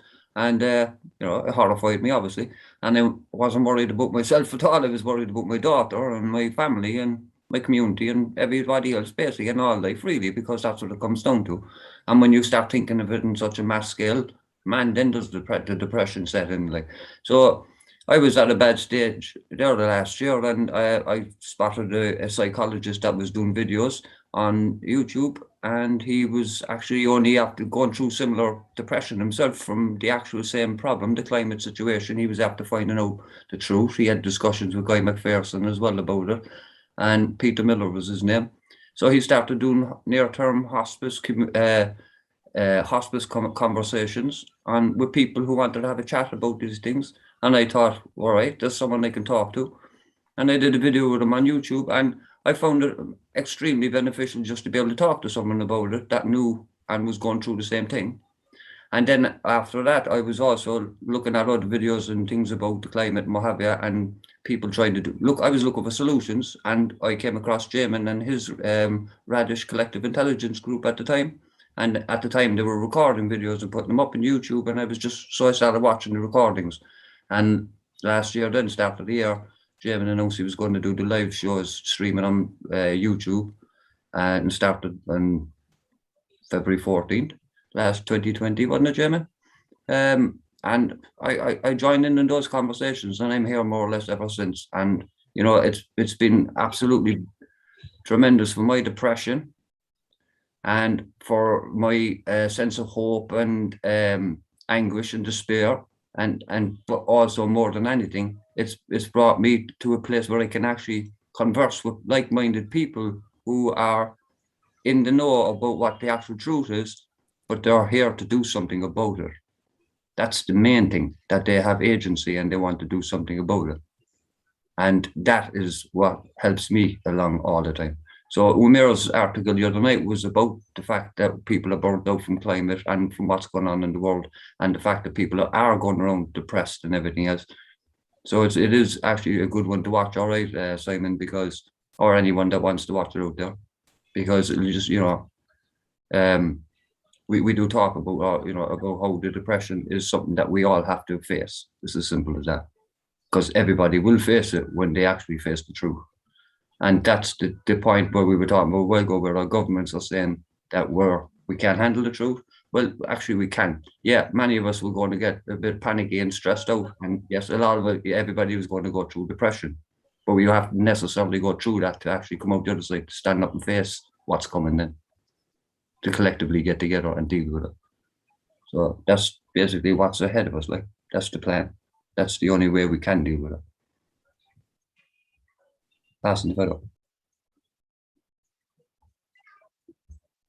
Not to draw too much on the problem of depression, but the answer, I mean, I literally, like Brett, you said, doing something is, and doing something for others is a very big part of getting out of depression. And, I was not doing well. And, we had a local threat, a nuclear dump wanting to go in, a deep geological suppository is what they called it. I got to get going. I don't mean to interrupt, Marco, but I do have to get going. But anyway, much love. I'll stop recording, stop broadcasting. I'm making you host, Marco. Carry on. Love you all so much. Sorry, I got to run. I'll be back Monday. All right. So Safe travels, Jamin. Have a good time. Thanks so much. Love you all. Take care, Jim. Take care. Thanks, everybody. See you soon. I'm going to go as well after I listen to Marco's final thoughts. It's late here. I'm in Cairo, so I'm getting tired. that's So right. after that, I'll head out. Yeah. So now the Great Lakes, I guess you're fairly familiar there. Then, it's somewhere between 20 and 25% of the world's surface fresh water, depending on who you ask.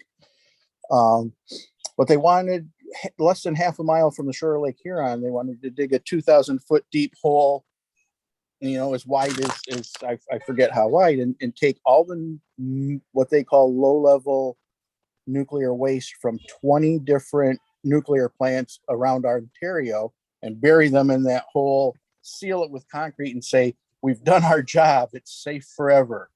And when they said, they based that on the New Mexico dump that was guaranteed for 10,000 years, which actually started a failure in its 10th year, had a fire and exposed, all the workers to radioactivity and everybody downwind. It vented, out of the building and into the atmosphere, out of, so they said, well, ours is even better because we're in this solid bedrock. It's based on that design, but we're in this bedrock. And I didn't question that for a while. And then at one point I said, well, exactly what kind of bedrock is it then? Limestone. And I'm like, oh, grade school science says that's porous as all get out. Why would you put nuclear waste next to 20% of the world's fresh surface water in rock that is porous? It makes no sense. Long story short, after a couple meetings about that, me and some other people, we founded the Great Lakes Environmental Alliance, and then I was on the board of that, and that helped me greatly with my depression. Although I was still in therapy, 1 to 3 times a week. And then in July of 2020, July 5th to be precise, I ended up here in the after party for the Harmonic Convergence 2020, which Jamin and Peter held the after party here for like 3 hours after each day's events of the 10 days. And actually that first night, it ran long. It was 4 or 5 hours. And Jamin and Peter, hey, we got to sleep. So they said, somebody volunteered and you guys can just keep it going. Just, don't wreck the place.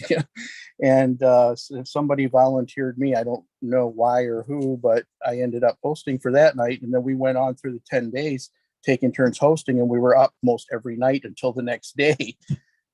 And I had some extra burdens that time, but Peter and Jamin personally, pulled me aside and they said, what can we do for you? We really like, the interactions we've had during this time. Is there something we can do to help? And after, sometime in July, I haven't needed to go back to therapy. That being here and working with Shaman and Simon and James and Michael, and you know, everybody has replaced my need for therapy. So pretty beautiful. And with that, I am complete for now. That's amazing. Thank you for sharing, Marco. First of all, I'm really happy for you. I know how it is. I spent 10 years I call it a dark decade of the soul, not even a dark night, because I'm so adventurous. But I totally with you 100% about the medicine of finding other people and finding different passions. I created a saying for myself, which was passion is the gateway drug. Because in America, they said marijuana is the gateway drug and you'll keep doing other drugs. So for me, passion is the gateway drug. No matter, even when I was super depressed, in a good moment, I could still say I like football.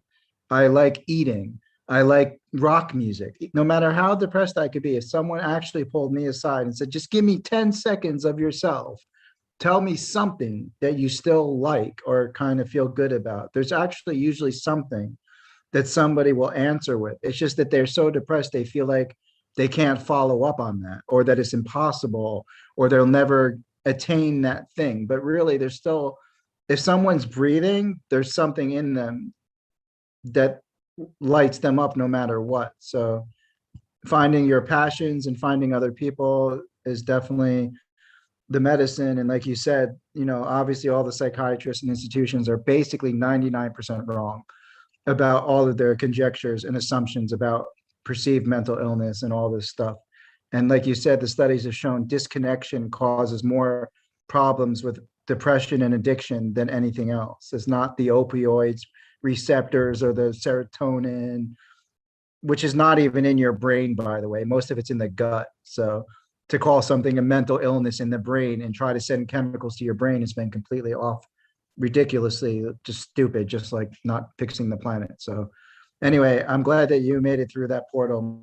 Well, you know, that was another thing. I had different therapists, and when I had the right one, it made a difference. And you know, I've been on several different antidepressants. My doctor said, "Oh, we just got to find the right one. This wasn't it. Let's get you off of that, and let's get you started on the next one." But my therapist said, when I refused, because at best they made me feel nothing, and I'd rather be miserable sometimes, or a lot of the time, and happy once in a while, than feel nothing. And I wouldn't take anymore, although my doctor kept urging me. But my therapist, she said, you know what? She said, I'm so glad you've come to that conclusion that you're not going to take anymore, because changing your brain chemistry is not your problem. Your life is depressing. Your situation is depressing. You need to change your situation, not your brain chemistry. I mean, for some people, I'm sure that there may be, but then again, like you said, we've learned so much about the gut in recent years that, you know, things that we've known intuitively, you know, calling it a gut feeling for, you know, I've known that saying, you know, I grew up with that. I don't know how far beyond, you know, earlier than my existence, people had that idea, and now we're proving that's absolutely very much of our emotions and thinking are driven by our gut and how healthy our gut is. Totally. Right on. All right, I'm going to check out from Cairo. It was lovely to meet new friends and see some old friends. Thank you, everyone, for a lovely conversation. And I'll see you next Friday, most likely for sure. And look forward to me being Umair's body double if he doesn't show up. I'm kind of hoping for it. Everyone knows that, right? I'm hoping I get the call off. I get the call off the bench, and Umair's not here now. Someone has to play Umair, so we'll see. But yeah, it was great to see everyone. Michael, I'll be in touch next day, whatever, to follow up on everything. And Simon, please do send me an email, because I never know who I might know in the UK. So yeah. It's nice to meet you. Interesting conversations and really interesting contributions. You had a few things down. They resonated. So thank you. Right on. Take care, everyone, and I'll see you next time. Big love. Take care, Brett. Talk to you soon, man. All right. Take care, man. Who's covering the YouTube live feed, Marco? That's a good question. Jamin did that. So if I'm host now, let me see if I can do something about that. I'm only on my phone here. I've got a Chromebook. I'll get back to that in a minute, but I've learned I do not like Chromebooks, or at least not this one. So many things missing. Let me see if I can get back. Is the link, I wonder, would the link to the block party be underneath that live stream?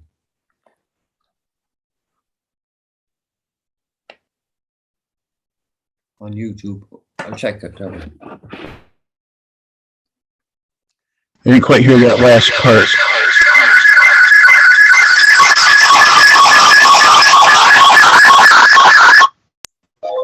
Oh, that was awful. All right. Did he make the right me host? Yes. Okay. Breakout rooms, closed captioning, recording. I don't see the live stream thing. Yeah, this Chromebook is missing so many of the Zoom features. It's not. I'm not going to be able to use this. I just had to get something to get me through today until I get my computers fixed, or a new one, whatever the case is going to be. Yeah, I don't see a way for me to stop that.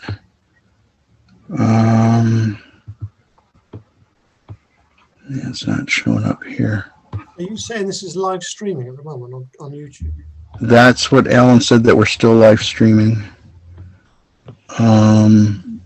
Whoops. James, you've got a regular computer, right? So I'm gonna make you host and see if you can, in your control bar, if it lets you, it should let you turn that off. Okay. There you go.